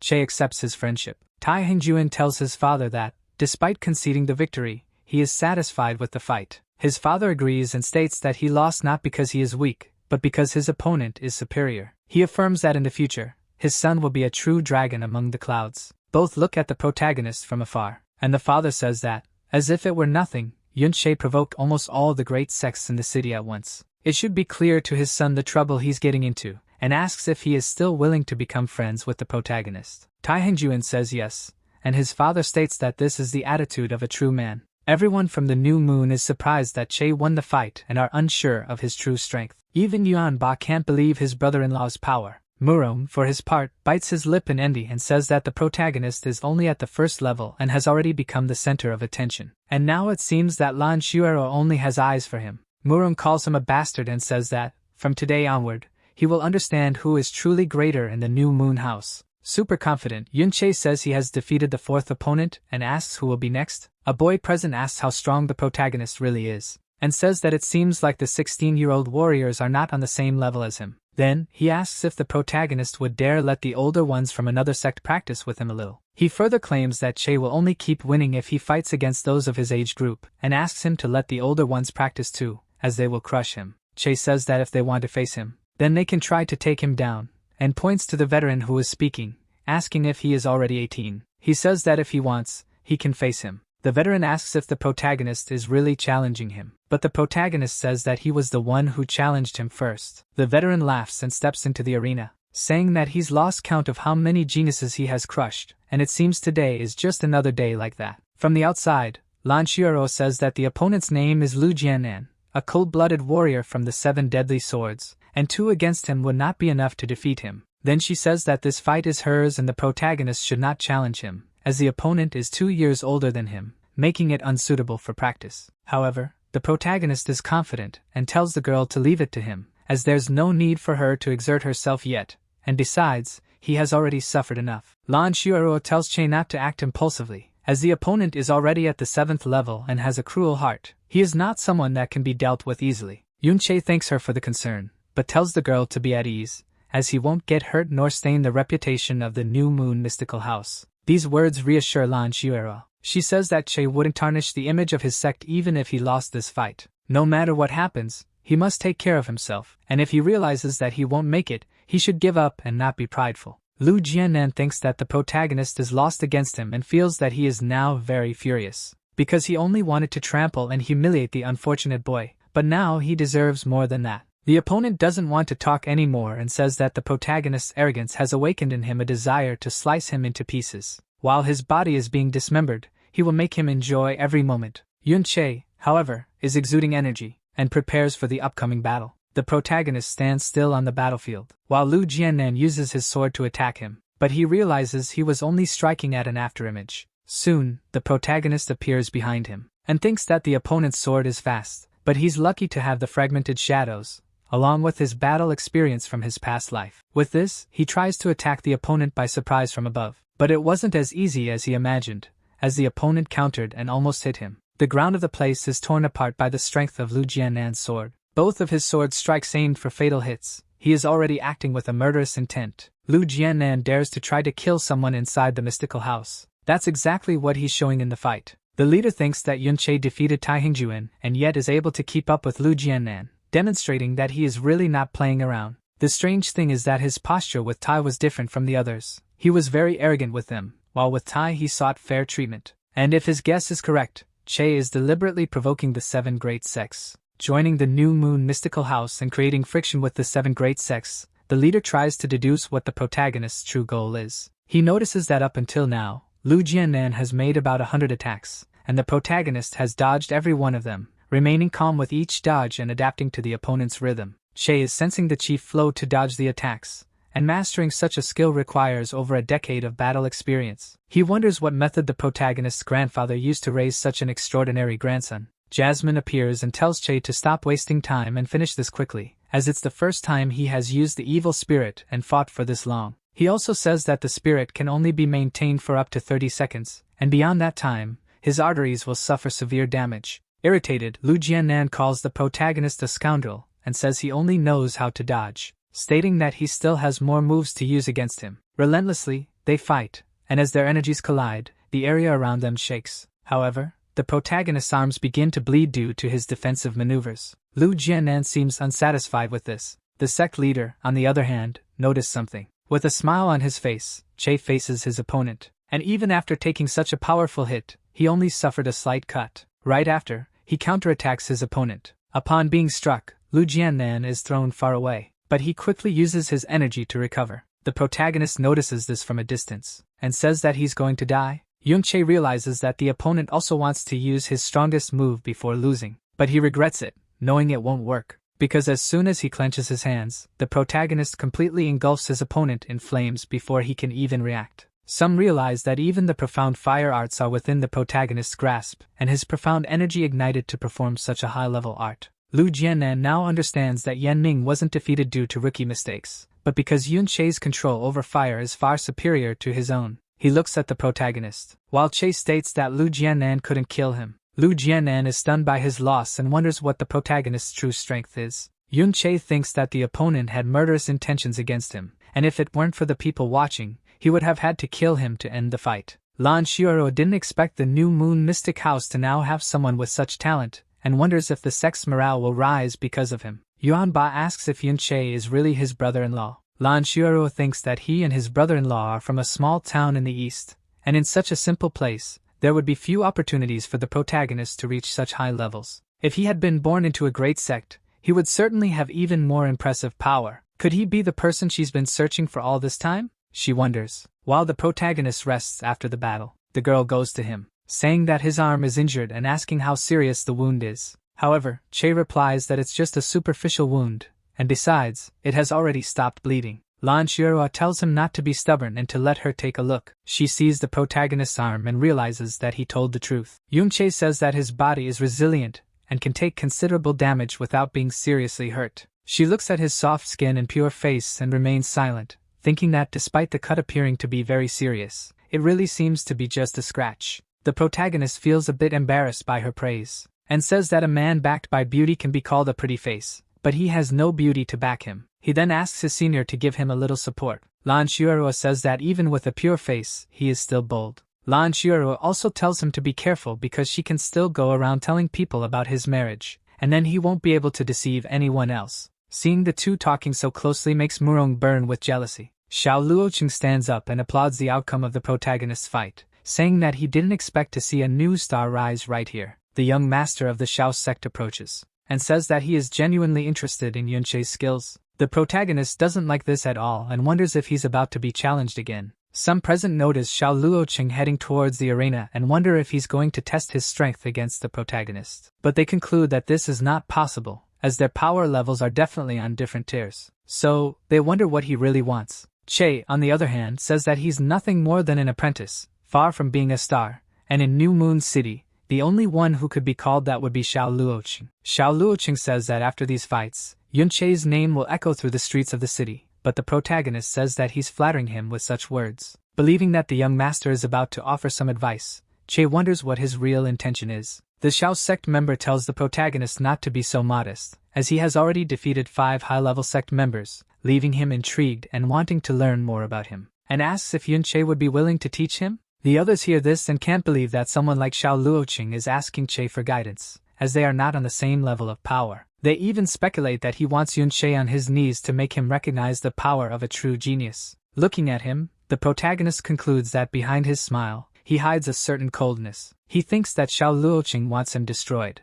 and probably what Che did ended up attracting his attention. Maybe Xiao Luoqing believes he has become an obstacle. If that's the case, the protagonist comes up with a plan. He asks if Xiao Luoqing would like to fight, as the power gap between them is too large, and he feels intimidated, but fighting against him would be very interesting. Xiao Luoqing finds this proposal excellent. So, he says he wants things to be fairer, as Yunche has already fought 5 times today, so he can rest a bit and come back soon. But the protagonist says he still has some strength left, and believes he's still in shape to fight the young master. The others comment that having a bit of strength left wouldn't hurt, and just with the remaining strength, it wouldn't be enough for the protagonist to face Xiao Luoqing. He dared to be so arrogant in front of the Xiao sect member, and doesn't even know who he's dealing with. Concerned, Lan Xueruo calls out to the protagonist, and says that even though he and Xiao are the same age, the last people he just fought are nothing compared to him. But Yunche tells the girl to calm down because they're just going to spar a bit, and nothing can go wrong. He then turns to the young master, and says they should fight now. Lan Xueruo says that Yunche insists on not resting, and she respects his decision,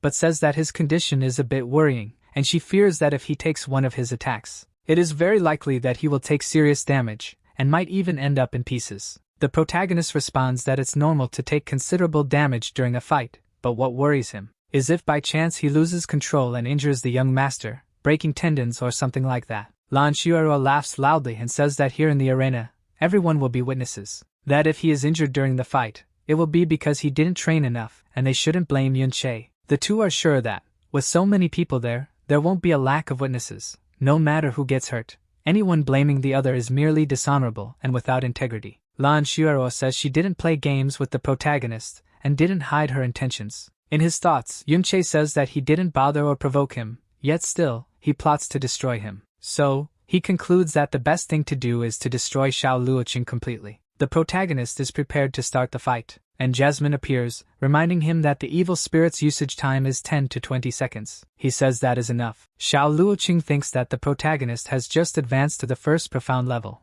and even so, managed to defeat stronger opponents. His ability to use the fire element has reached unimaginable levels. Xiao Luoqing also says that even if advancing from the first level didn't go so well for him, the protagonist's stance towards the 7 great sects did not please him. So, he tells Yunche to begin, and concludes that it's better to destroy him, as one genius around here is already enough. The protagonist advances and tries to attack the opponent, but his strike has no effect on him. Xiao Luoqing then counters the attack, making Che realize that Xiao Luoqing's profound energy suddenly gained density. The opponent says that Che's energy density is also incomparable, and he's only using 30% of his power. Yunche says the young master really knows how to play, but on the next strike, he recommends that the opponent be a little more careful. Xiao Luoqing tells Che not to hold back, because if he ends up injured, he won't blame him. But in his thoughts, he says that Che still hasn't understood the difference between them. The protagonist says that with this display of weakness, he's still talking nonsense, and he's sure the opponent thinks he's a complete idiot. He then decides to attack again and thinks that,